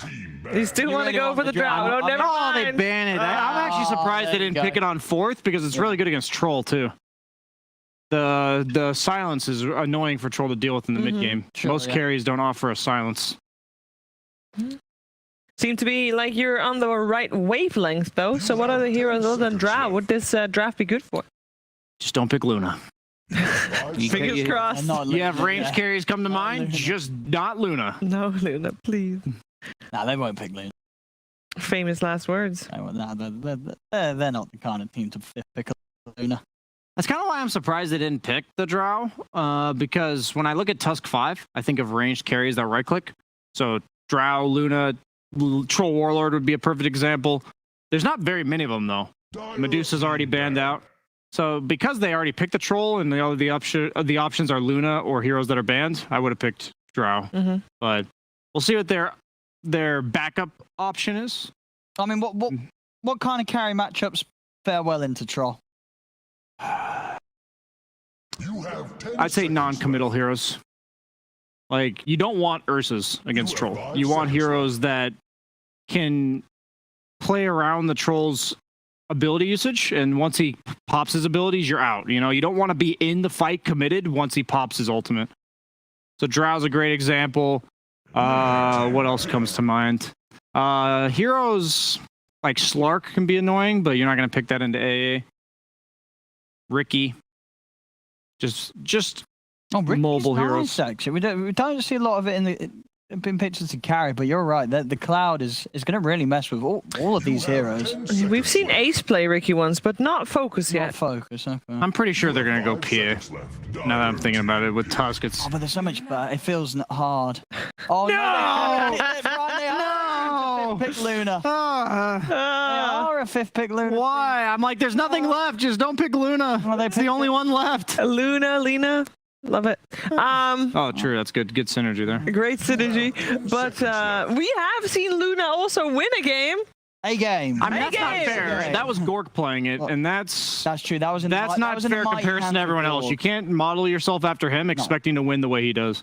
He was the only Not fair to man that's yourself. been able to do it here. So who's the pressure is then on Wish? Yes. They have a very greedy lineup on Brame. All three cores need to farm. There's going to be so much based on the momentum of mid lane. I already mentioned like how volatile this matchup can be, snowbally one way or the other, no pun intended, with the Tusk. So I actually favor Smasher's draft here. I just hate Luna. I'll go with the statistics and say that if I predict against Luna, I'm going to be like 70% of the time I'll be correct. So, Well, if you're going with the statistics, will this then? Smashers, yeah, it's a tough one. It's conflicting for sure. You gotta go for one way. Okay, you go for the I Smashers. go with the Smashers. They will win their first series according to BSJ. Brame will beat Alliance and flop against Hellbear Smashers. What are you thinking, Owen? Personally, I've got to go. I've got to go with Brame. I've got to go. They've got Wish on TA. Like I find it very difficult to go against Wish's TA. He has literally won games where like the mid matchup's been impossible, and he is that good on TA. I think he's going to have a pretty easy mid lane. I think it doesn't really matter what else happens because I think Wish is going to carry this. For me, this at the moment, this is basically Wish versus Smashers. I think Wish is going to win. He's on his TA. And you're thinking that it doesn't matter what Focus plays in a game like this. No, anything will be fine. Wish's TA. He's giving him 35 damage. Yeah. Hey, 35. It's true. everybody buffing up the TA will carry him to victory. Okay, well, let's see. Can Hellbear Smashers take their first series, their first victory, or will Brame force out the third game of the series? We're heading over to Cap and Cal to find out. That's quite a lot of confidence, Owen. Just saying one guy taking on a whole team, and he's going to come out on top. Do you agree with that, Kyle? Do you feel like his TA is going to carry Brame to victory? I feel like my man hasn't seen the final Avengers because typically one man versus the world does not work out so well. However, there is not a hard TA counter. It's annoying to play against Death Prophet and Darkseer and Troll, but they're more complicated. You know, a Bat Rider, just, hey, gotcha, lasso, dead. That's one of those scenarios where nothing you really do can prevent that from killing you. In this case, Stormstormer specifically, who is running into trouble. Oh, hey. Tag team. Oh, the LSA clearing through the trees. That's going to help them quite a bit in securing this first blood for none other than Wish on the Templar Assassin. So Stormstormer, you know, DP is one of those advanced level mid heroes. All right, it's not a traditional pub spammer. It's more of a professional's tool, you know. And against the TA, you are favored, but a good TA player can still beat you pretty handily and also threaten kills quite easily if he gets ahead. A first blood certainly helps in that department. And yeah, he just starts the lane with the Wraith Band now. That is very nice. And not any more than that. I was going to say maybe Gilger's going to get caught here, but he's got boots. They're looking at this going, all right, this guy is going to be way too hard to catch without an actual stun. So let's just let him go free. He might sneak around and steal the bounty runes, but it does look like the Lina has the heads up. Shdomaden, he's going to grab that before the Tiny can get there, but the Tiny, where's my Tiny? Gilger? I thought he was going to circle around and catch Skylark there, but apparently not. That was I was like, okay, kill. that's a kill right there. Yeah, I was like, oh, he's on raid. No, he was on Dire. That's a free, that's 100% a kill. I don't know. Oh, nice. Up with that. Hey, that's some good damage right there. Of course, they got to turn around and throw that damage right back. Hello. Okay. All right. Yeah, so I'm with Brian. Luna, especially into AA. Is it really the pick? You know, it's a lot like Gyro. You kind of need lifesteal to sustain within fights, and it's just going to be a really tough game for Focus. But I think we were talking about it on the ride over. You know, 18 minutes in, you start pushing. That was the Drow, but Luna functions the same way with the TA. In that you give him Look a at bunch that of aggression. damage. Spartan. He knows that Gilger doesn't have any mana, so twice he kind of poked his head out because he knew they were going to try and go for the pull, and they actually managed to kill Gilger as a result. Nice job. That was nicely done, and also managed to get it to range creep denied on the neutrals, so. And check out some of the stats. TA, yeah, I think one of the more matchup dependent heroes in the DPC, so not surprised to see it with that like 50-50 kind of win rate. Wish taking an easy camp very early on.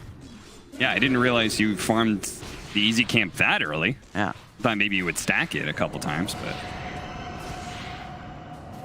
This is the thing. Death Prophet can blow through your refraction D charges very easily. And in theory, start to outscale you, but definitely TA favorite for the earlier levels. Wish holding on to the refraction for now, waiting out the Spirit Siphon. Now he'll start unloading. Pushing in that one creep wave so he can at least secure himself a refill on the bottle thanks to the water runes. Yep. And that is part of it right now, right, Kyle? As a former mid laner yourself, I'm sure you would have appreciated when lanes were this easy for you. Turn around, LSH, Dominant, not afraid of death here. Cold feet just coming up, but Talina does manage to slide away into the trees. Instead, Skylark's going to be taking a heap of damage. They're going to go back on a Tofu here. Does have the LSA, barely lands, and Cold Feet, though, is going to be able to catch him, and he's not going to be able to turn around and get more damage out. This is a brawl up top. It really is. And, I mean, hey, Owen said Wish versus the world. He would bet on Wish, and so far, his premonition is working. I mean, he's just farming. He pushed mid-wave, so he's losing nothing for this. Yeah. It looks like he'll just, not even going to stack it. He'll start farming it. Maybe he'll farm the whole stack. We'll stack the Ancients. Okay. And then look to finish up this hard camp. Gilger toss.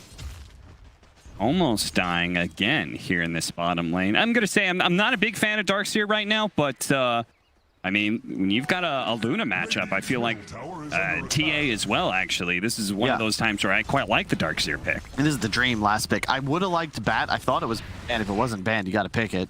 But Darkseer is pretty much the same, just with a little bit more team fight. Not the same at all, really, but it's good synergy with Troll, and it provides you somebody to buy auras, which they were missing until that pickup. Yeah. When you were thinking about Bat, were you thinking like off-lane Death Prophet or off-lane Bat?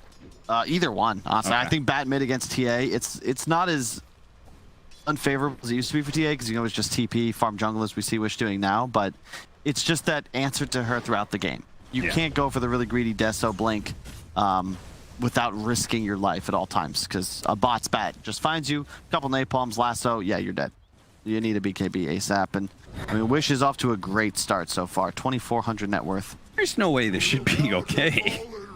You just like rinse and repeat, like refraction, pushing a wave real quickly, and then just farm camps all over the place. At this point, you're not even laning. That's the strat. Gonna get 6 really early on. Nice combo. Saves Rasmus' life, does a decent amount of damage, but now Gilger's going to be caught here. Does have the tree toss, so they made sure to get out of there on Spartan, and Spartan once again survives. And Wish actually picking up both the water runes here, as he's going all around the world, apparently. It's huge. He'll just come back. There's no drains now, so now level 6. It's gonna be really annoying to play this lane as Stormer. Brame out to a huge lead. Rasmus is getting like nothing down bottom, and Naked Bottle is not really helpful, especially last hitting when Luna's facing you with 80 plus damage at the moment. 86 to be exact. Oh, that's interesting. Getting the Ring of Bacillus for himself. I feel like most of the time these Luna lanes, I feel like it's up to the support to pick up the Ring of Bacillus. But that's I like that. That focus does it for him. So now it allows the Tusk to be able to play a little bit more forward with this raindrop and windlace that he's picked up. I don't know about this point and tree toss from Gilger. Even if it gets you the kill, I'm not sure it's worthwhile.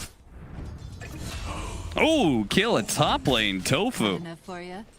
Getting caught out by the chainstone combination. They have to watch out that this duo, it's a killing duo. You vicious thugs. They may be able to do a lot of harassment between Troll and Ancient Apparition, but if they ever get caught by the double stun, they may just be dead. Meanwhile, Spartan gets another pickoff on Gilger. Smashers really suffering in the laning phase this time around, and this is going to be a good test for Smashers because last time they killed it. They had top 3 net worth by the end of the laning phase.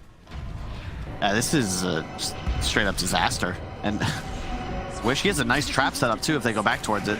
Spartan, Snowball buys them a little bit of time here. They are indeed going to be able to blow up Rasmus. Unfortunately, the shard doesn't catch Stormer, so he's going to be able to get away, passing off the bottle. Gilger threatening to go for the toss under tower, but Stormer at the same time was focused on trying to get his bottle back with the refill. I mean, this is the dream game for Brame right now. The problem with the Hellbear Smashers lineup is it's reliant on team fights and not getting absolutely blown out of the lanes. If you're Brame, it's Luna TA. You snowball. That's the whole game. You're gonna get ancient stacks up real fast. You're gonna take them starting now. That is insane. 6.5 minutes in, Wish is already starting to clear it. Or is he just stacking one more? Will he try? Yeah, he's going to. He's not going to. Now, I know one of the problems you had with Luna is that you feel like she's too fragile of a carry, too snowball-y. You know, just one death and kind of there goes the game. Do you feel better about this Luna pickup when you have a TA who's more of a carry-style mid? Yeah, definitely. It's a lot better. It feels a lot better because TA is naturally going to apply so much pressure on the map. And then Luna gets space. Yeah. Sure, you both would love taking ancient stacks, but I think Luna's comfortable giving those up and then just farming offensively in the lanes. Not sure where that shard was headed to. I love that Wish has stacked his own ancients. I think it's a 4-stack right now. Radiant's bottom tower is under That's attack. very good. There is little it can do. Probably going to wait for a casual Blightstone to go clear it, maybe some more levels. See what he chooses. Yeah, I mean, the combination of them being up 7-0 right now and being able to do more stacks than Smashers is now they're going to find the Templar, excuse me, the TA is going to come over and kill the Tiny, who's been spotted, found, and killed. Stormer is now going to be run down by the Eclipse, bringing the Luna out of lane at 8 minutes to the mid lane. That's an interesting rotation that certainly caught Hellbear Smashers unawares. I dig it. You got a TA, right? You're strong. You need to have numbers so that you can apply all this crazy damage. It's also nighttime. 3 points or a hell of a lot of bonus night vision. Pretty impossible for Smashers to get something done here. They did have that ward, but just did not help. The rotation too clean. And now Wish right to the Ancients. And Hellbear Smashers, no way to contest. He did this all himself. Oh, they caught the troll. He's dead. He's dead. What? He cannot. Okay. He's gonna say get off his ultimate, but he hasn't even leveled it yet. Roll up, Focus gets the kill on Gilger and Spartan. They've got a surge coming up on Rasmus. He's got to use it just to be able to get away as Spartan fearless in his attempt to try and go for the kill on Rasmus. Barely survives yet again. Focus deals with his own illusion that had the ion shell on it. Oh, he's gonna go for the bounty rune. Spartan, you madman. He's got the shard to protect himself here, so he should be able to block this off. That was that was such a Spartan move. Yeah. If he's on the wrong side of that, he's just dead. No. And he goes he could have just kept running and then just thrown it normally to block the choke. Yeah. You know. Oh my god. I don't want to say this one's in the Bucks, but Brame definitely rolling. You're gonna have a blink up real fast. Smashers are gonna need a dream of a team fight because they've lost every lane. Not just lost, like got crushed. Top lane isn't a total disaster, but I agreed with BSJ. Troll's the best laning carry in Dota right now. You had an AA, and you're getting bodied. Yeah. There's definitely a lane that was supposed to go better. Gilger, toss him back in. Wish. Kind of stuck here. The cold feed. Is they going to catch it? Barely enough damage. They do manage to get the turnaround kill on a Stormer. Meanwhile, Gilger trying to get out of here. Oh, another rotation by the Luna. They're going to be able to run down Tofu underneath this tower. And it looks like Gilger Is Skylark actually fast enough? They're going to go for it. The turnaround to Avalanche will actually stop Stoneman for a second here. Stampede is up. He just needs a little bit more mana. Going for it. Pops it now. Stoneman with the nukes. Dominating streak for Stoneman. Oh, and he's back! Oh, no. Spartan with a kill your game move. Waits for the respawn TP out. That is one way to tilt a core right there. Absolutely ruin his game. Dire's middle tower has fallen. Stormer is not happy. And Tofu may not be happy either. No, he's okay. This reminds me of my misadventures, the final thing I played in my career. Following Fear down to Peru.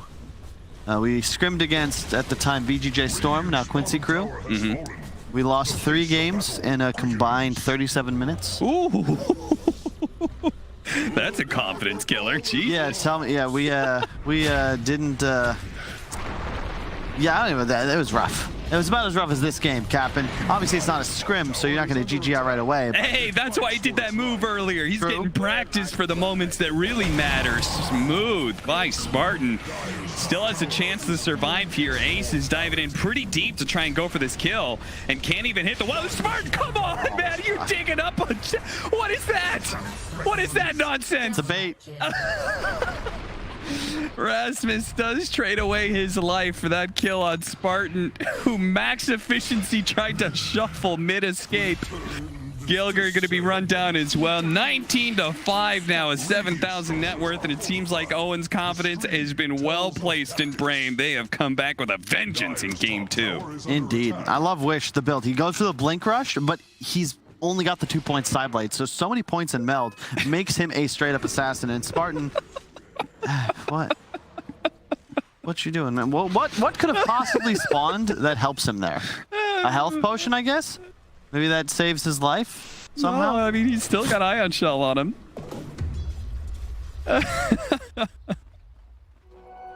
God. I mean, you gotta love, like, players like Spartan who are so wholly unique in their playstyle. Like, I can't see anybody else making the move that he just did, you know? No. He just the man plays with no fear. Yeah. The Spartan does not fear death. It's 19-2, 8,000 net worth lead for Brame right now. And the trouble with the Hellbear Smashers lineup, it's just too damn complicated. Previous game, very simple. Nick stun, Sunstrike. Okay, got kill. This time, you need really nice ultimate synergization. You don't really have a natural playmaker. It's very difficult. And meanwhile, for Brame, it's just, hey, we have 2 really farmed cores. They're going to farm and eventually hit structures. TA also, unkillable. Literally. You blink with refraction active, of course. You'd have to blow through it if you wanted to cancel. How do you do that? You don't have any blinking tools, so unless Wish stands still on an Ion Shell, he'll be able to blink away.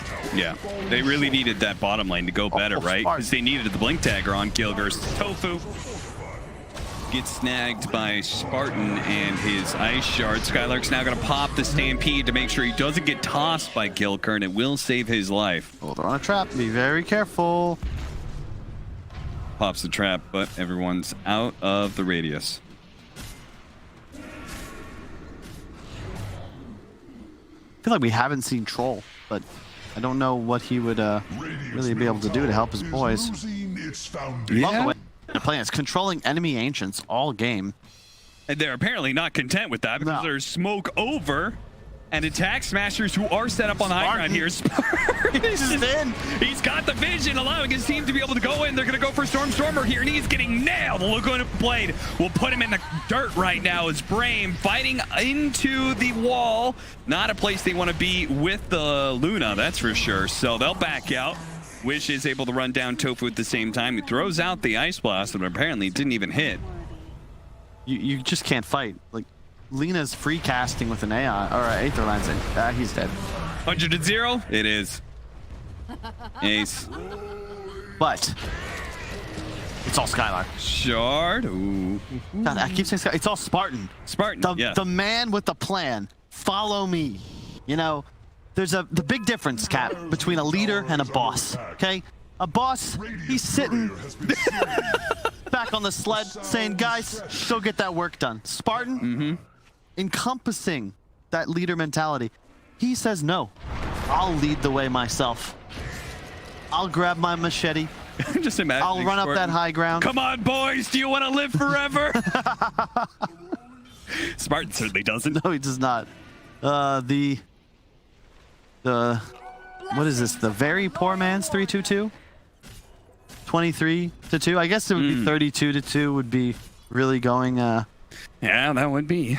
That is a possibility. 9 kills from Brame without dying. Spartan on the hunt. He's got him. Rasmus already been hit by the loosened beam. That'll be enough time for the snowball to get there. Monster kill streak for Focus as this Luna is massive. very large. You can't play Dota anymore, especially at nighttime. Look at the vision that Focus has as he walks through the map. Like, he will always find you first. You're threatened by the Tusk and the TA. Centaur doesn't even have a blink yet. It still doesn't seem like it matters. And Stomina, because of all the chaos that happens in front of him, is just free casting, max range, high-level stuns that are pretty devastating. And yeah, Roche becomes really easy. The traps, too, forgot about those. Even more vision control. Yep. Gets the double meld hit in, so that'll make Roshan shredded. All right, yeah, the A+ not even close to on time. You're going to be banning TA first 2 next game, 100%. Owen was right, as he often is. And they're going to go collect some tier 2 towers. Dragonlance coming out. Love it from Wish. Helps to position properly. You'll be able to juke the troll axes, even if you're attacking him. Event he gets stunned out. Yeah, remember when last game I was talking about and how in a lot of these professional matches you take the tier 1 towers but you don't actually get a big net worth lead? Yeah. Brame have got a 13,000 net worth lead without taking the tier 2s. It's only going to get worse from here. Well, it's just a product of the Smashers lineup. In an even game, it's not bad. But right now, what's their answer other than just push lanes? You can't initiate on anybody. You don't have a stun that can actually get to the back line. Death Prophet ultimate would be stampeded away. And even, oh, look at this, the Ags build on Focus. He's just going to put it on Wish, turn him into a true Death Star. Yeah, keep pushing, guys. Go for tier 3s here.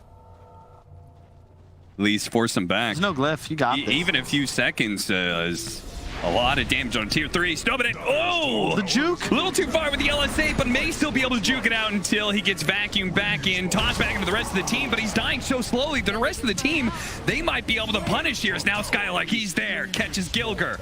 Now a snowball through Gilger, catching up to the Death Prophet, who's going to be slowed down by the traps as well. It's a 2-for-1, unless Gilger TP's out. They're not going to expect this. The stomp is too slow. He does manage to TP out. Nice play by Gilger.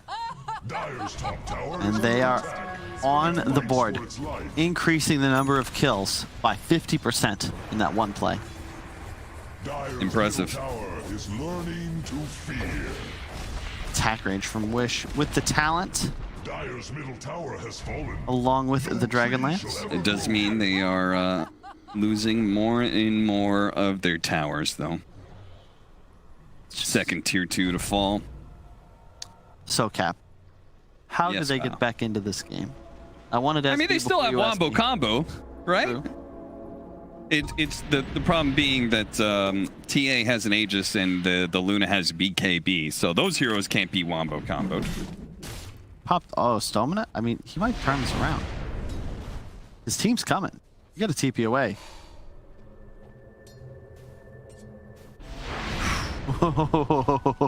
Man, LSA has such a low cooldown. Tofu, tofu, tofu!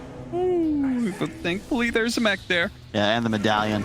It's rule number 1, playing Ancient Apparition against all this minus armor. You must have plus.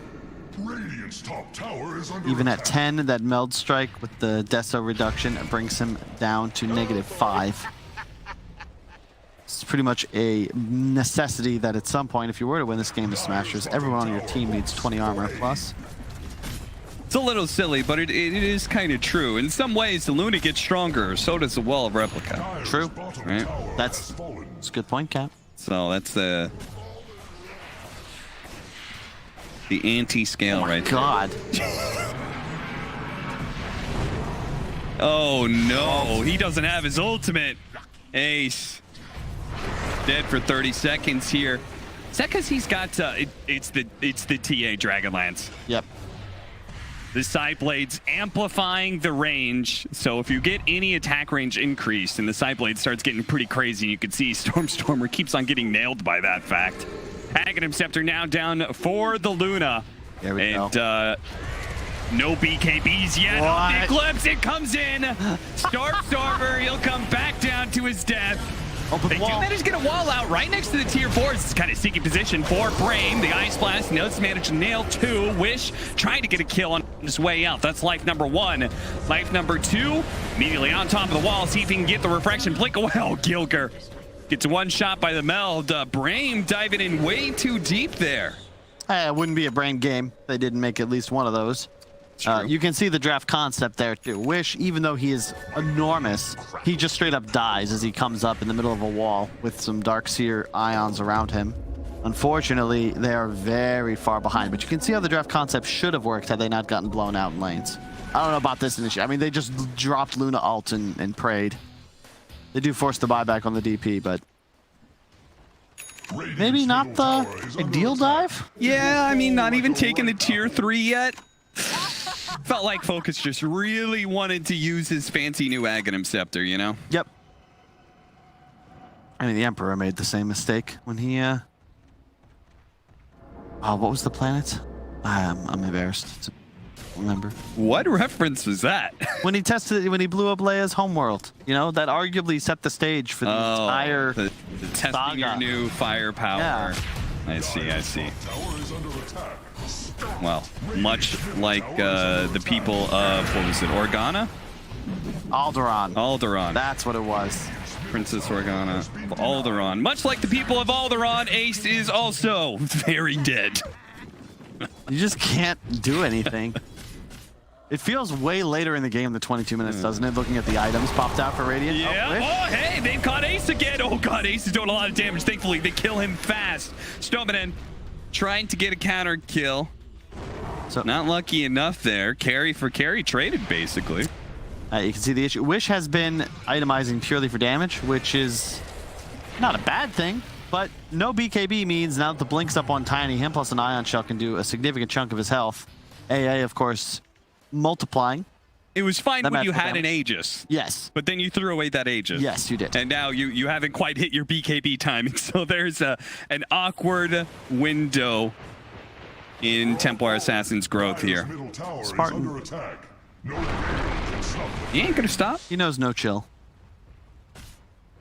Just keeps it rolling, baby.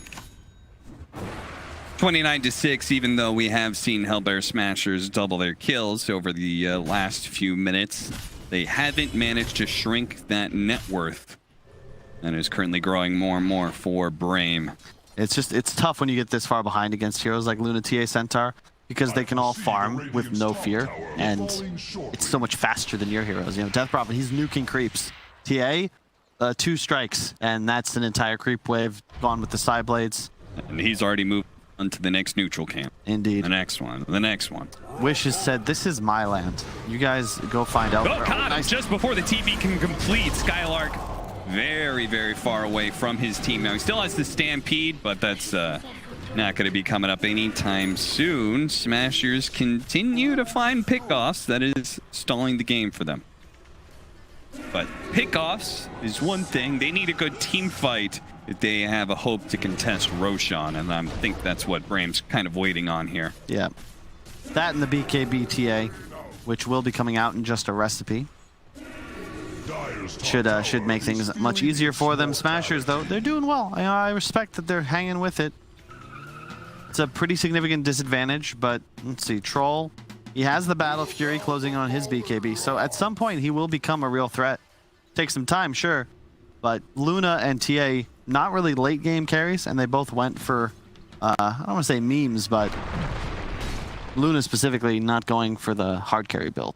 Yeah, not going for, say, like a butterfly build, because you know the troll isn't going to have MKB, and it would help you as well against your own illusion. Yeah, it's tough to itemize against Darkseer. In a lot of ways, Rasmus is actually the hard carry for his team. If he can get the TA plus the Luna in a wall, that doubles his team's damage output. Yeah. He's going to get a pipe, which will help deal with the Eclipse E-Blade build that Luna is currently going on. Look out for falling rocks. Careful. Look at the warding. Radiant, total control of this top part of the map. Even still have wards inside the base. Would have been nice to use those, huh? With that Aegis they had earlier. Alas. True. Notice we haven't seen a Luna ulti used since then. A little more hesitant with that power. Well, they are going to be able to go for that second Roshan. You ever play with Jack and Merlini? And, well, I guess this is, I don't know if this is a story to spread, but the real reason Merlini quit Dota was because of Jack Chen and his Death Star Wisp build. Yes. Also, Jack's sleep deprivation.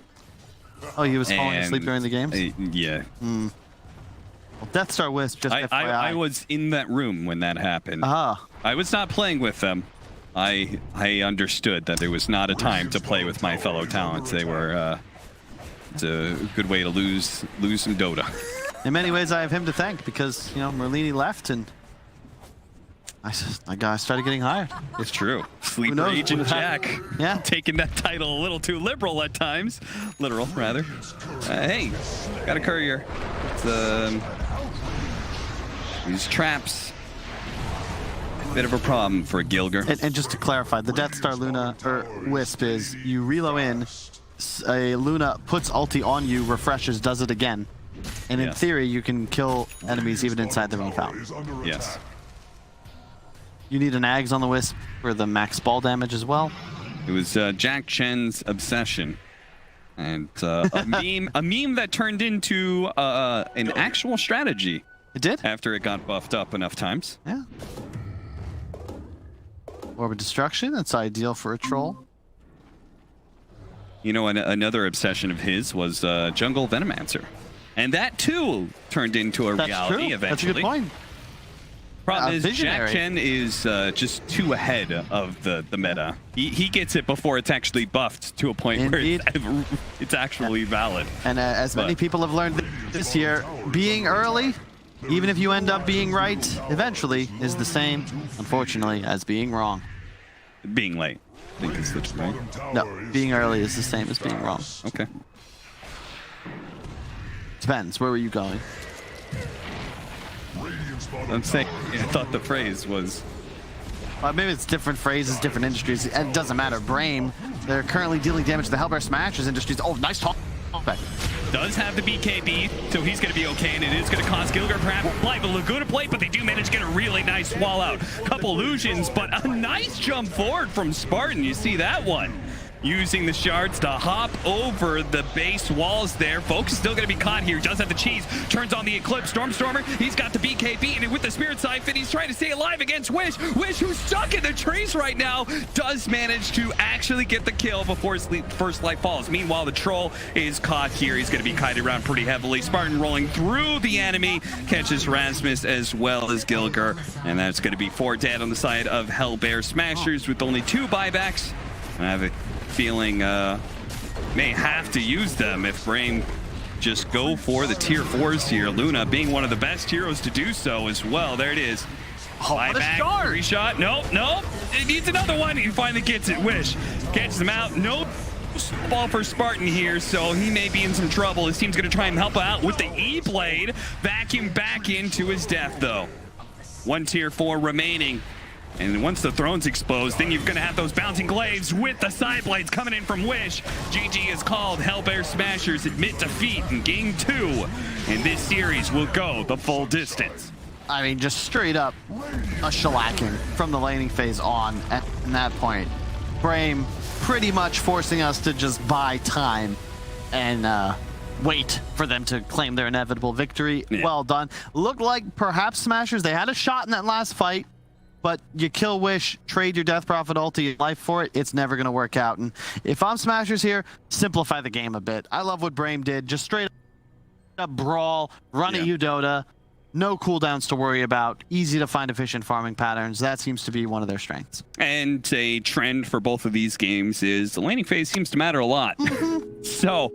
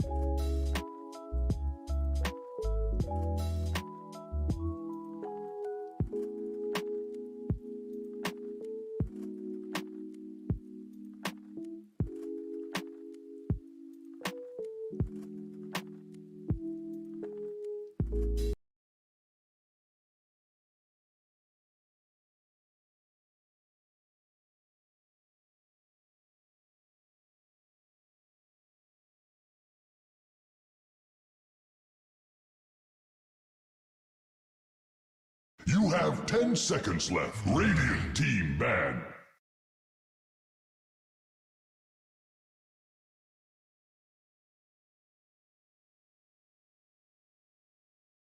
Dire team pick.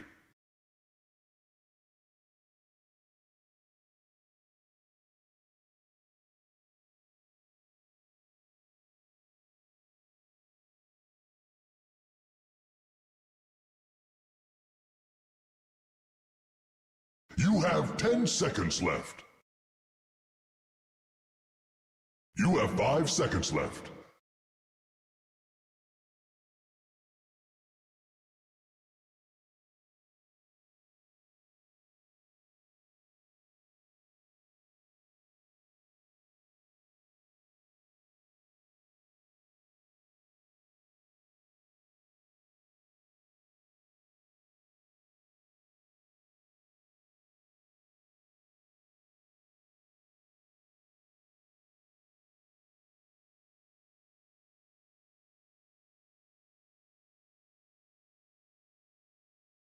Radiant team pick.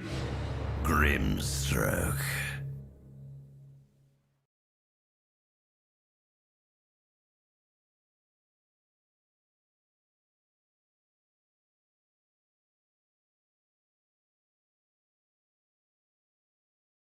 You have 10 seconds left.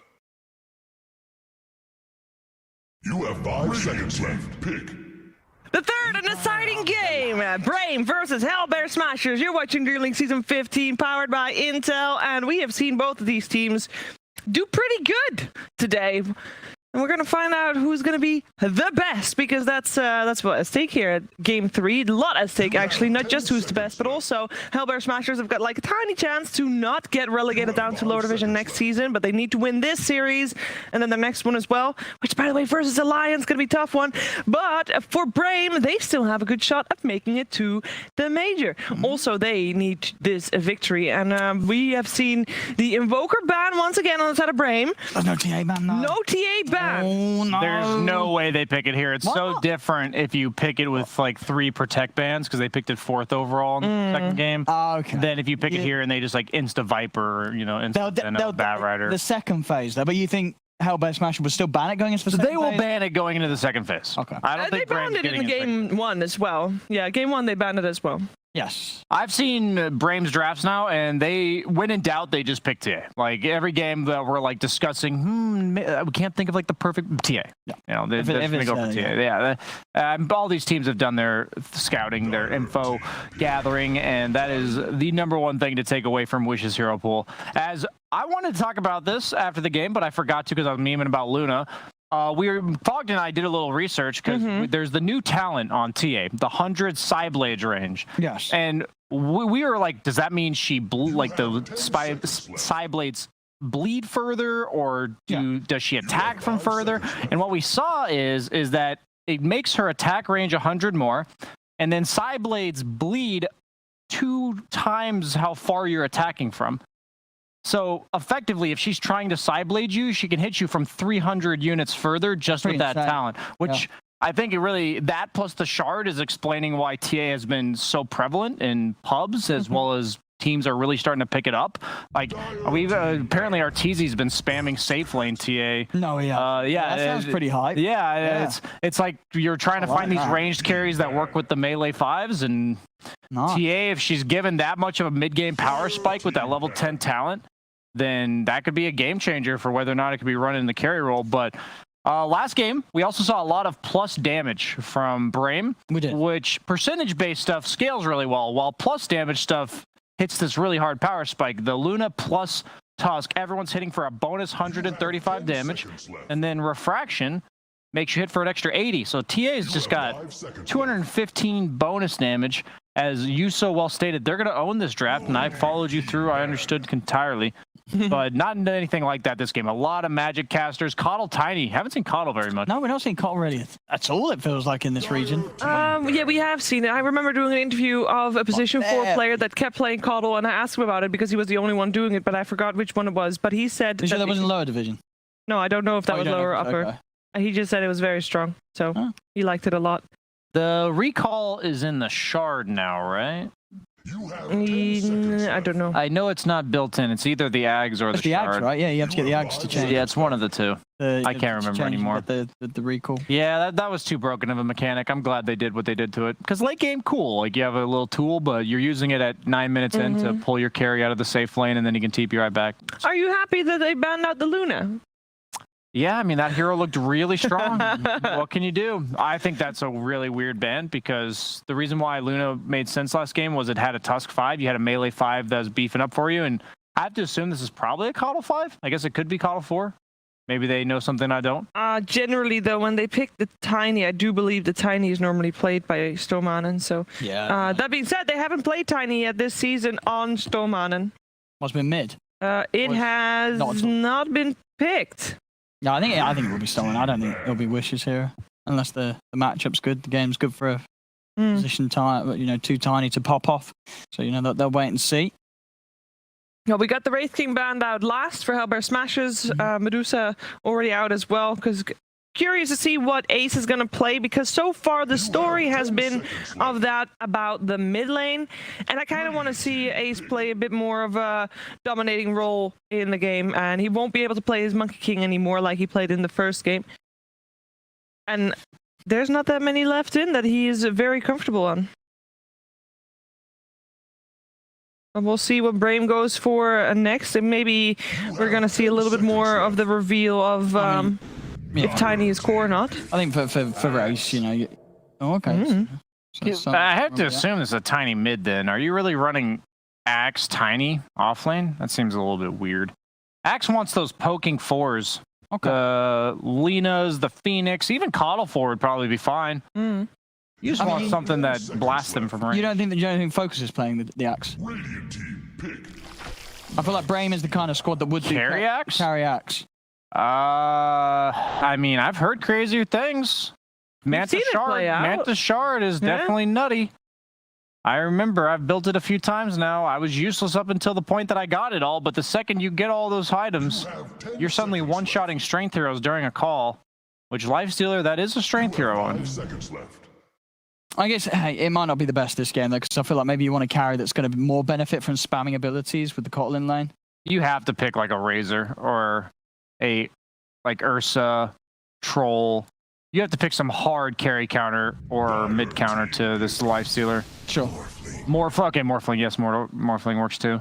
They haven't picked their offlaner yet, though, so this Coddle Morphling lane could be vulnerable. We've seen some Morphlings have issues really getting off the ground. Even got a nerf in 7.929C, so Ice Frog's onto something. Maybe Morph's a little bit overtuned. So what do you want to see Rasmus play if he's up against Morph Coddle? 5 seconds left. What's good against it? With an Earth Spirit. And they're all deep in thought. Just like the players. I'd be down for a Slardar. Slardar Lifestealer is really nice. I actually think even though Morph's really high armor, and usually that's good against Slardar, he doesn't deal with the amp all that well because you can afford to focus him. And when he starts to morph, he loses all that armor. So they go for the Core Grim? Is that what's happening here? Core Grim or Core Spirit? I think Stormer does play mid Earth Spirit. Oh, okay. I can work with that. But I think I prefer the Core Grim over the two. Because you do have you have like Gilga. Earth Spirit doesn't seem bad against Morphin lane too, so like you wouldn't mind running that as the 4. Because if it's Core Earth Spirit, then where's the Grim going? 4 position? I think you want the melee 4 against Coddle Morph. They don't have that. They don't have that aggression deterrent. You know what I mean? They're kind of sitting back, waiting to get gone on. I don't want a Grim 4 when that's the case. They banned the Puck. Do they think this is an off-lane Grim? Is that what could be happening here? Rasmus would play 3 Grim though, would he?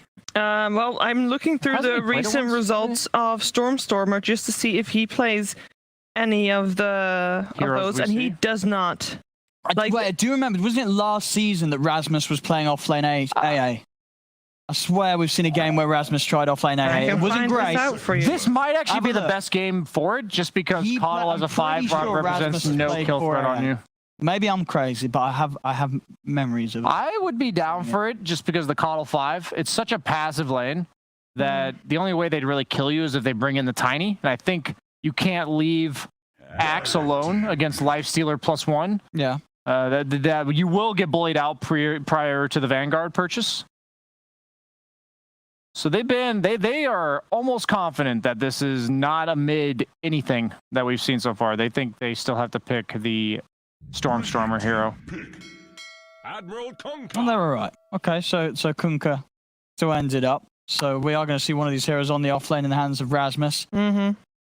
It's going to be the AA or the Grim as the three. I feel like I'm jinxing Hellbears based on my record so far. I mean, actually, to be fair, it could be an offlane Kunkka as well. But no, I think still. Against Morph, I think you'd rather have the AA. I think you want the Kunkka mid against the Tiny. That seems nice. Tiny has 0 base armor, man. 0 base armor. Mm-hmm.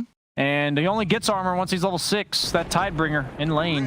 And there's your razor pick. You wanted to see this. That changes. Dude, this is a real back and forth draft. A lot of like, this is an NA draft right here. This is what you see in NA. You see like hard counter to hard counter. You see the lifesteal, you get a morph. You see the morph, you get an AA. You see the lifesteal, you get a razor. That's smart. That might change the tides. That might turn the tides against this tide. Yeah, it's swaying you back. Let's see. Tofu. It's going to be Rasmus Grim. on the Grim. All right, offlane Grim here for Rasmus. I think I would have much preferred the offlane AA, based on how strong of an AA game it is. It's just such a good game for the hero. I think this Morph and Razor, just overall, I know there's the AA factor, but Morph and Razor, I thought they're going to have such a good game here. I think Razor's going to take over the game. That's what I'm concerned about. I thought the Razor might come out 4th pick, and they gave it to him absolute last, and they also picked Kunkka, which struggles very hard in lane against the Razor. So it really does. I think since we've been talking about how momentum-based the mid lane's going, and I've tried to analyze the whole picture, and it never works out that way. It's just whoever wins mid. I'm going to go with the guy who's supposed to win mid, and that's the Razor. Owen? Yeah, I just think overall, as I say, Morph, Razor, like, one of these heroes is going to have an easy game. If not, probably both of them, considering the lane setups that are going to be put against them. So I think this is going to be a very difficult one for Hellbear Smashers. These cores I just don't see both of these heroes having a tough game. It's going to be so hard for them to shut down both.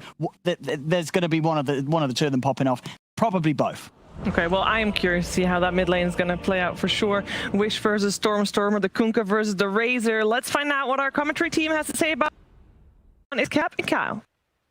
It was a fun back and forth draft. I kind of like that. Counter after counter after counter. It kind of swung the entire thing. I wasn't sure where I was going to end up, but that last pick Razor does look pretty good, Kyle.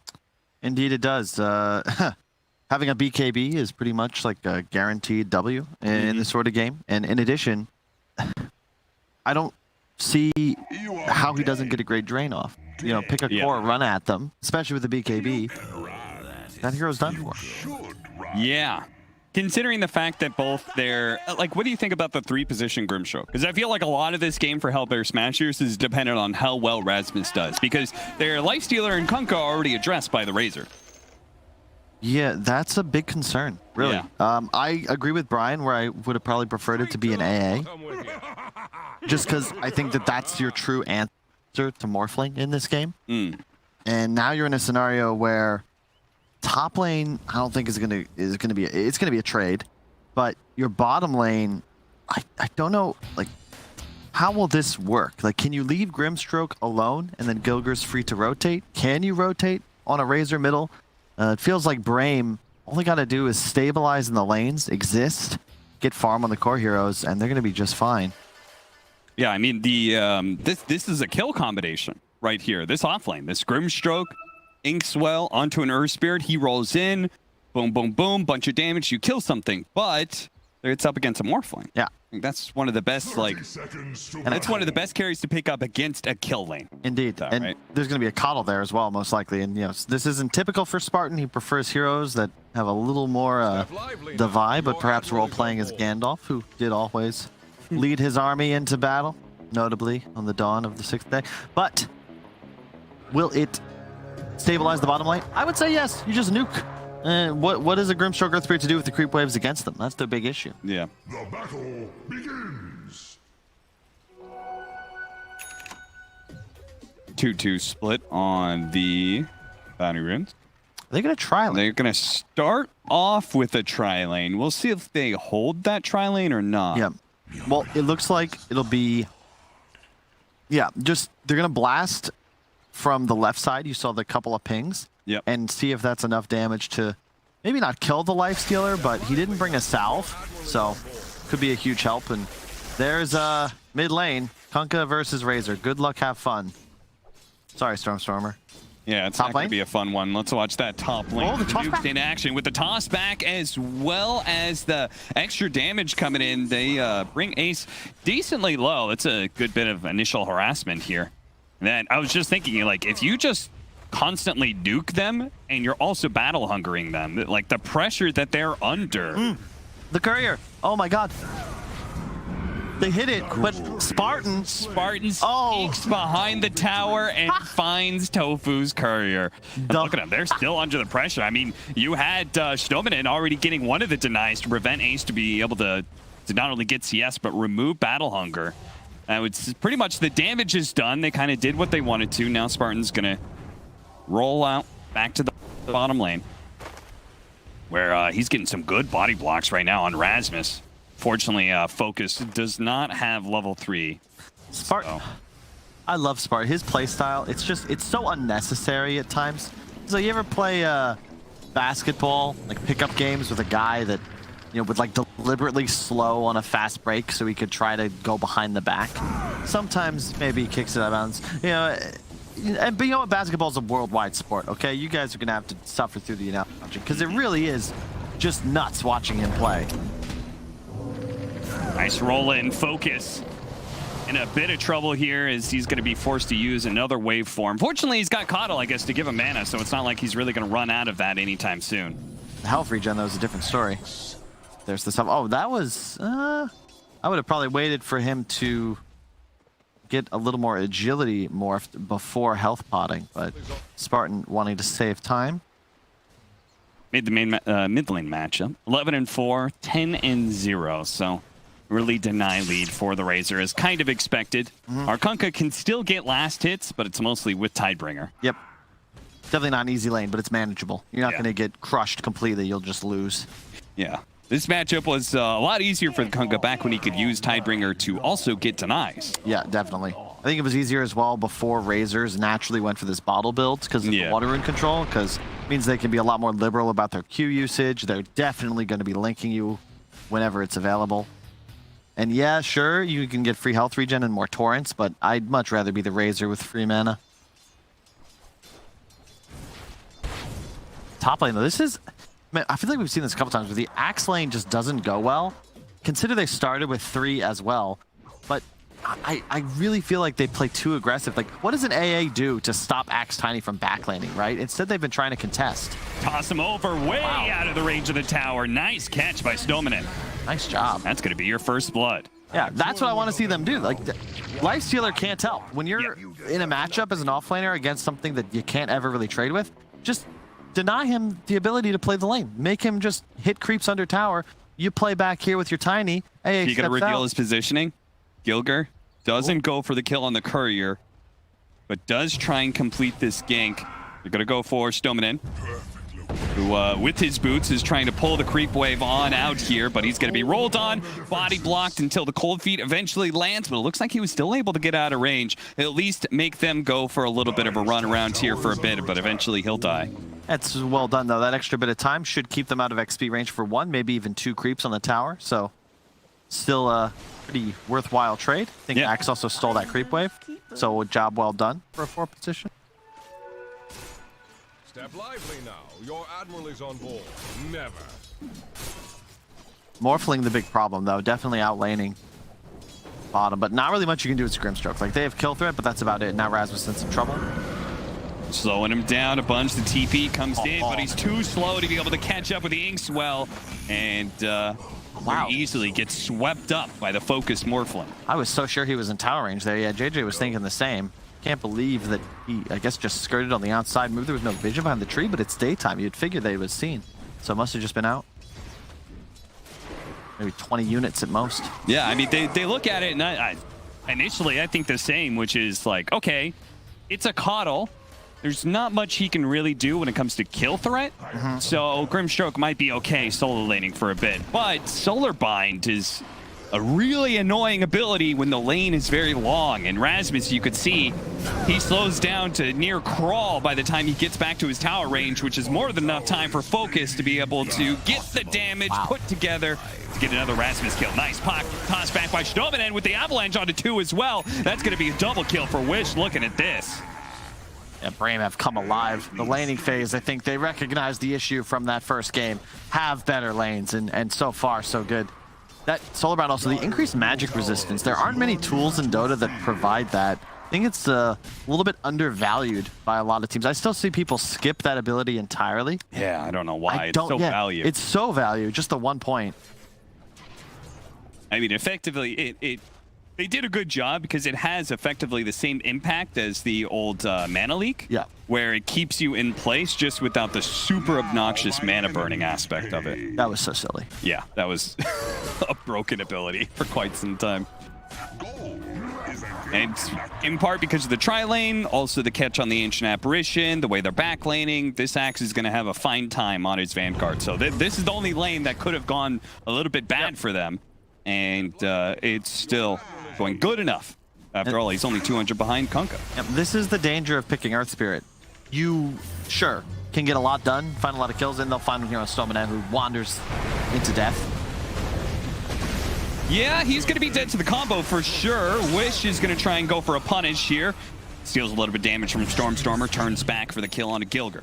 So the issue is you're in a scenario where your mid lane is outmatched. You can't gank a Morphling, we've discussed why. You can't really gank the Razor, and Axe as a Vanguard. So suddenly, you're in a scenario where Bramer is super down to just continue the laning phase. All 3 cores will keep playing their lanes, they'll relax, and build a net worth advantage, plus they have the late game. You could argue, yeah, AA against Morph somewhat equalizes things, but the Razor against Lifestealer, I think, removes that as a potential win condition. Yeah, I mean, the possibility of Razor just being a non-factor is pretty high, right? Just because Rasmus slowed down again, focus. That is so good. Oh, Gilger. He's going to try and look for the roll away, but toss.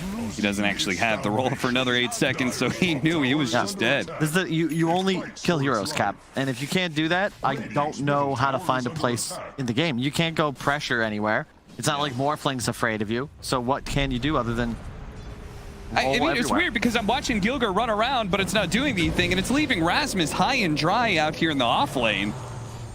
Even like if he was just here on the bottom lane, I feel like the game would be going a little bit better. Oh, this is miserable. Really There's is. nothing you can do about it. Okay. Tofu. Wish? Oh, didn't want to dive too deep into tier 2 and ends up being a little bit shallow here. The toss over Stormstormer brought into the hands of Wish, but it is going to lead Stominen behind, and Spartan is going to get cleaned up as well. Wish and his dive deep into the tier 2 lured his supports a little bit too far past the river. Yeah, once you get into the, especially when they're in the enemy triangle, like maybe Rasmus is having a bad game, but him and his Gilger counterpart they're gonna run over mid. Like you're right there. Yeah. It's a dangerous place to play. Luckily, Skylark, this is the big benefit of Axe, Centaur, all these heroes that just farm and ignore damage with the Vanguard. It doesn't matter if Lifestealer counters you, you're not playing the lane anymore. Yeah. And even if a support shows up, it's worthless. So basically, both heroes top, they free farm, and it's a 4-on-4 on the rest of the map. But definitely going to favor Brame, just thanks to the strength of their cores. And also their number 1 and 2 positions on the net worth chart. Yeah, it helps that Morphling can kill a creep wave and then go back and kill neutrals.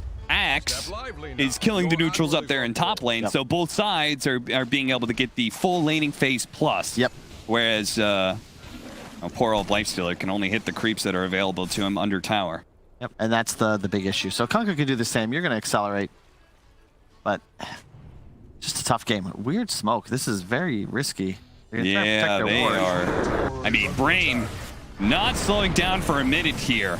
This smoke into the triangle, a little bit risky, only nets them a kill onto Tofu. Not the kill they were looking for. They wanted the Kunkka. Razor's so sick with this mana give as well. You get you get a Q, a link, a few more seconds, another Q. It's actually a ton of damage. Also ensures you have near 100% uptime with your link. If you get that that mana, max level at last 18. But Another has great read 25 by cooldown. Skylark with that TP out, by the way. Yeah. The rotation was coming from Stormer.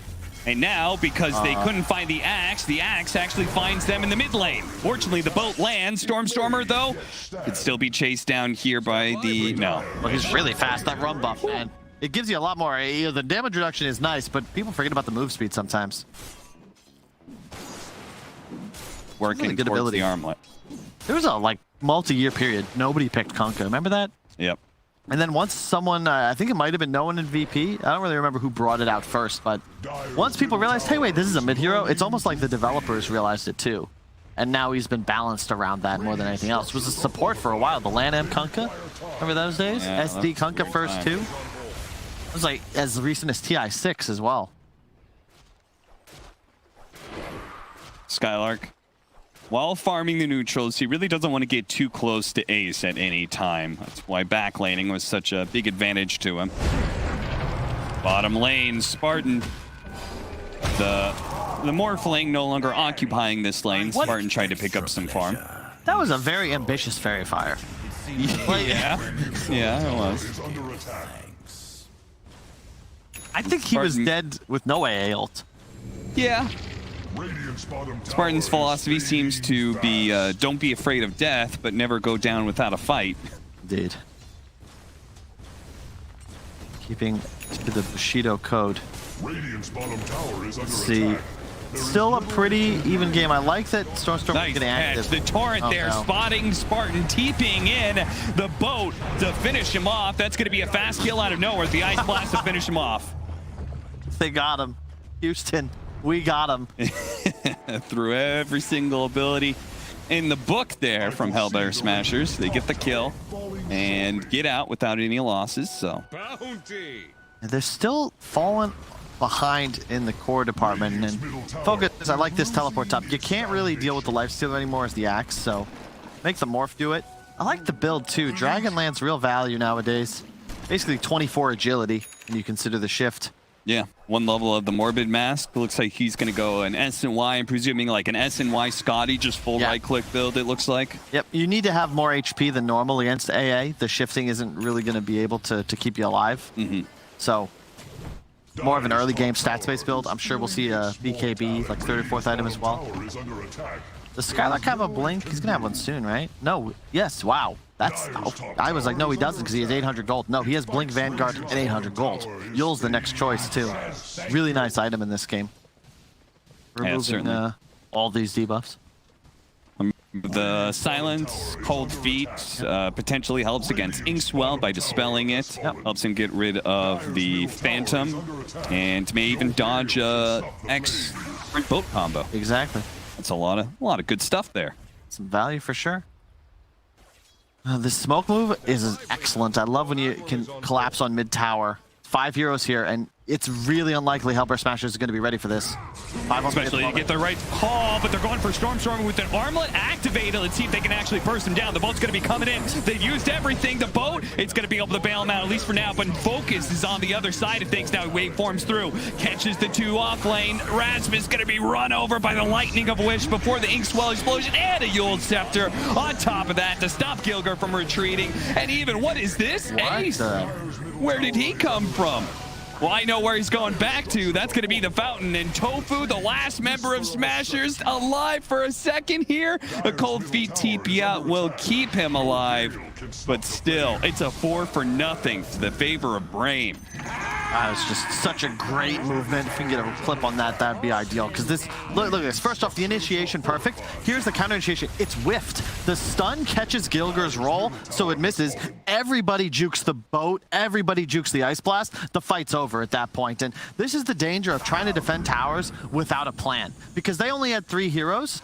And they get initiated on. There's 5 heroes from Brame. They're set up. They ignore the fact that the tower exists. And if you're able to do that as a full lineup, you're almost always going to come out victorious in the end. And Stormer, yeah, that's as a Psyduck used confusion, that's for sure. Gilger. Looks like an axe. Catches him, and Wish gets another kill. I like how they always do the extra too. You saw Skylark not attacking, ensuring his Razor would grab the kill. Yeah. It's the little things. It's a huge, huge fight. Not just a win there, but they place a ward and a sentry. They get the tower. It's just a dream. I mean, Wish gets BKB. He's going to be unstoppable in these team fights. He outruns the Lifestealer, and everything else is magic damage. Yep. And that'll be the plan. Drain one of the cores and then immediately find the back line. And unfortunately for Rasmus, he feels like a third support. That wasn't the X they wanted. Not sure what they wanted here, but it's going to be Brame getting everything they desire. As they're going to be able to run down Rasmus pretty easily. The Soulbind, okay. That's just an ability on cooldown at this point. See the discipline from Wish there? Not linking. He's never going to go for a link on a hero that isn't the Lifestealer or the Kunkka, and that's the right move here. The only way you really lose a fight is if Wish takes himself out of a fight like that, because it's not about his damage as much as it's removing damage from the side of Smashers. Because without that burst potential, how does Focus die? You know, he's more of a teamfight disruptor than a source of damage. His net worth has just allowed him to also be a Slayer, but that won't continue in theory as Hellbear Smashers get more items up. I like the term anti-carry for these sort of situations, you know? Like, he's less so about pumping damage out, more so about just ruining the carries. That used to be something we heard all the time. The phrasing is just falling out of favor, huh? Because that was really common back in the day. Yeah. You know who made it common? Who? You did? You are dead. I mean, I'm just saying, I came up. I don't know. No wonder it hasn't caught on. You Caught gotta... on for a moment. It was a hot fad. True. When was that? 2009? Blitz came in with win conditions. That was his contribution. Yeah. Stole that one from Hearthstone. Popular. They really like the term win conditions. Fits. 6,000 net worth lead for Brame, 14-7. Double the kills at 17 minutes, and not looking great for the Smashers, but they're not being totally overrun at least. They're in an okay spot. Okay. Maybe not okay. Yeah, look at Ace's farm, and I'm like, uh-oh. Compared to the Morphling, that's not so okay. You know who's always okay, even in death? Spartan. He's caught. He managed to get a D-ward out. Showman is still going to be able to jump in. Somehow Spartan's still alive. Gilger's the one who's dead instead. The Soulbind on it too. As he's going to be able to grab Skylark, pulls it back in. They do manage to finish off Stoneman as the Tiny falls, but Morphling keeps going in. Focus, not scared for a moment, quickly takes off the sound, starts morphing his strength, but he doesn't need it. Smashers, they've run out of damage. Now they're on the retreat. Rasmus is just on a pittance of health here. 1 HP thanks to the boat.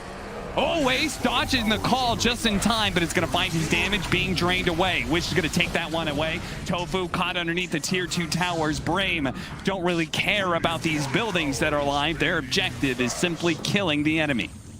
That's Smashers, man. It's, once again, look at the targets. It's Lifestealer Kunkka that get neutralized. Both supports die. The third support almost dies, as you said, 1 HP with the rum buff ticking out.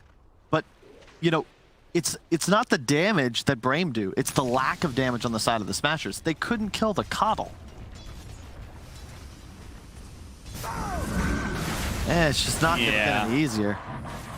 Love this BKB coming out. For Wish, looks like Morph. Yep, he'll go the Scotty as you stated. It's all just about staying alive. Put on the BGs. Underrated, man. Disco era. Disco era, huh? My favorite barbershop. I miss them back in Florida. They had Disco Thursdays.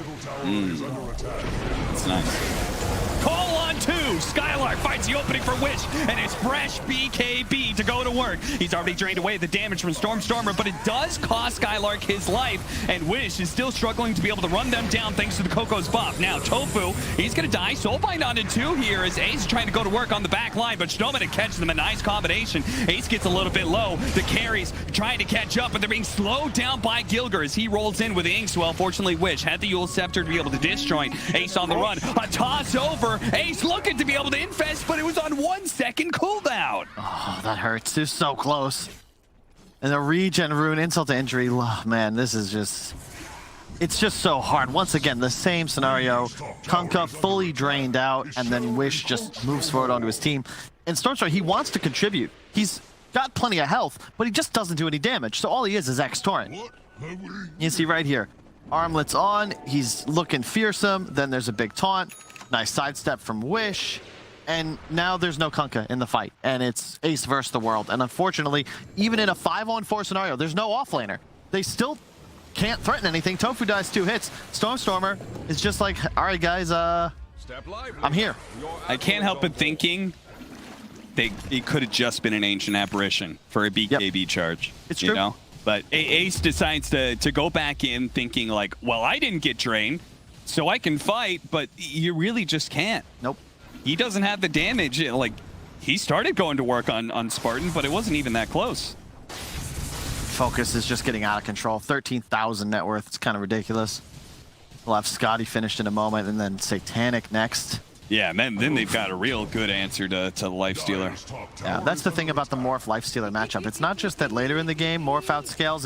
It's how you farm just straight up faster. And there's no real way for a Lifestealer to keep up unless you're dominating a game, or I don't even know, you go Midas Radiance or something crazy. But even then, I don't think you outpace. Dire's top tower has been lost Even a Grove to Bow war. for the added range, make it easier to kite and juke out ink swells, boats, etc. Increase the damage of your adaptive strike nuke as well. Oh, it's true.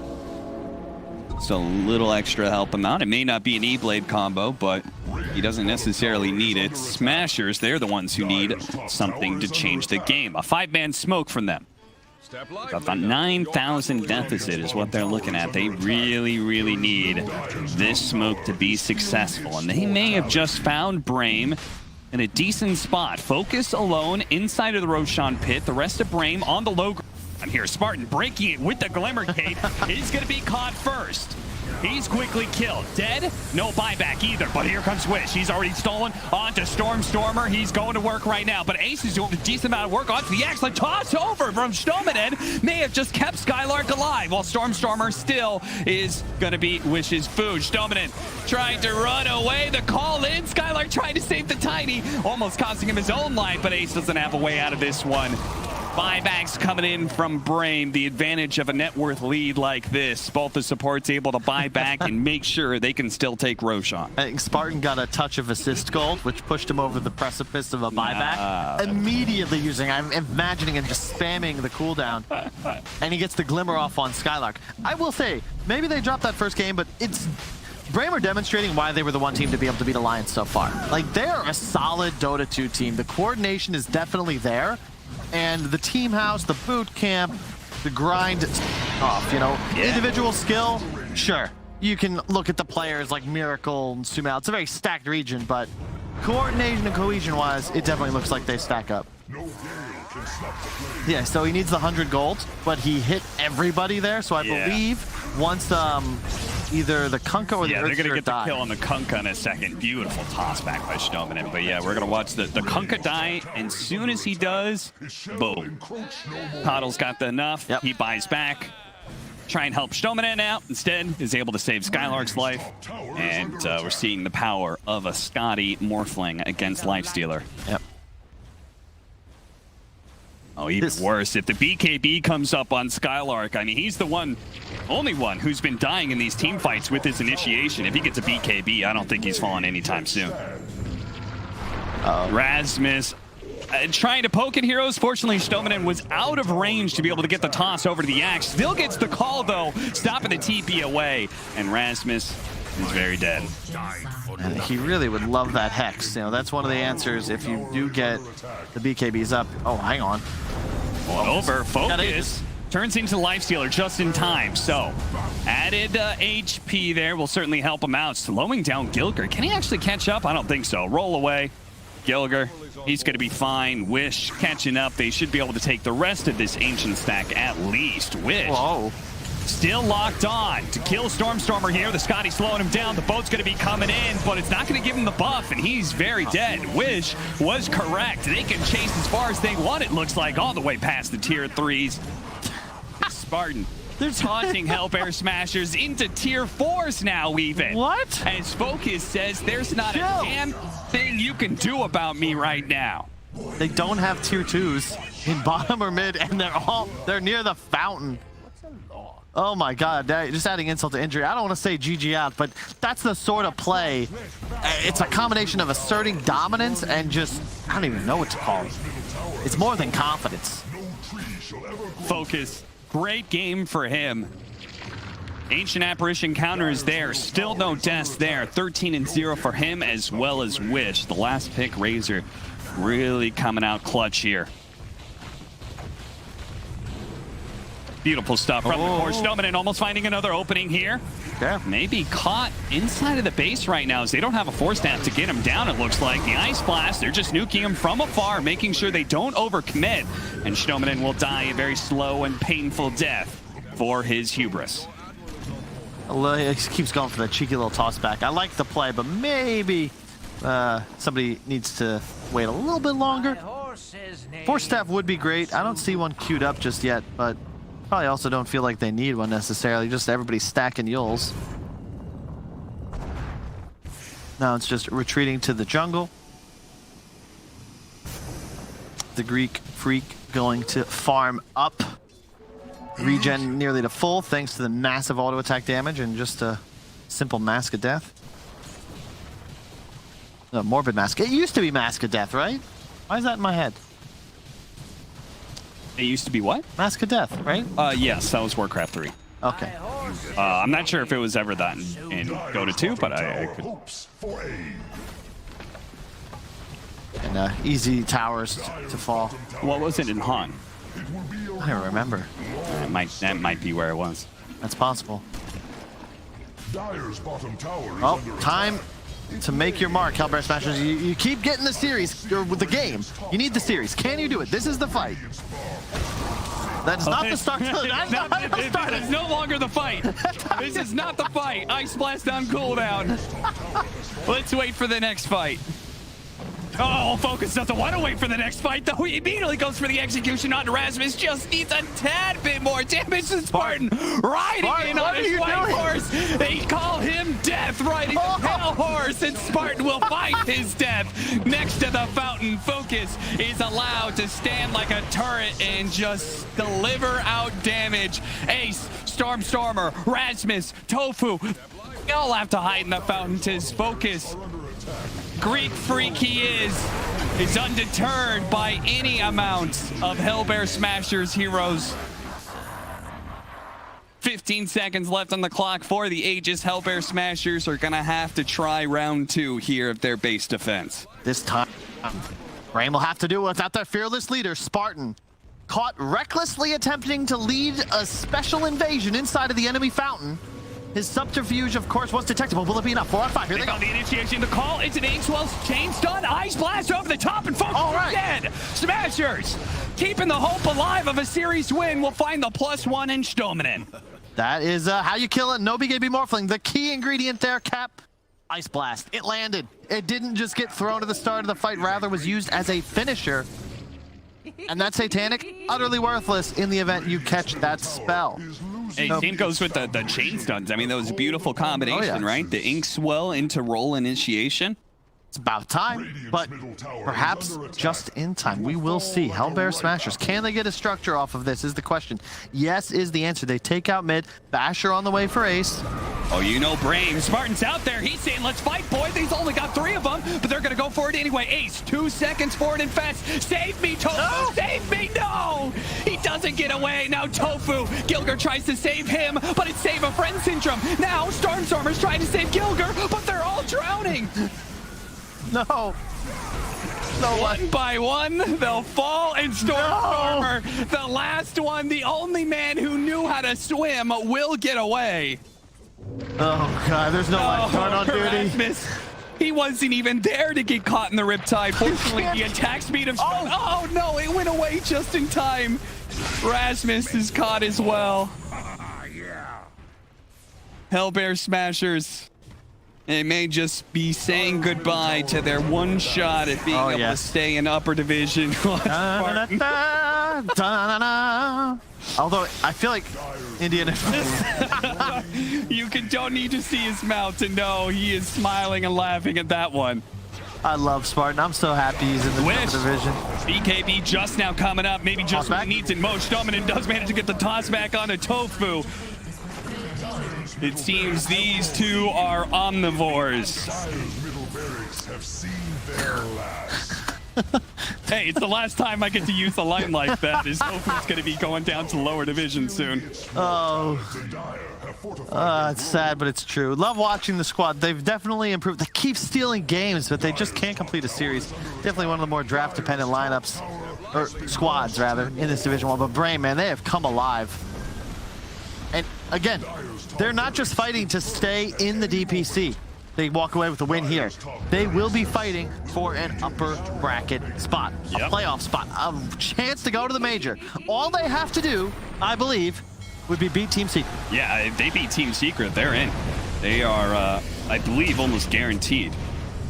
They'd at least be in a tiebreaker.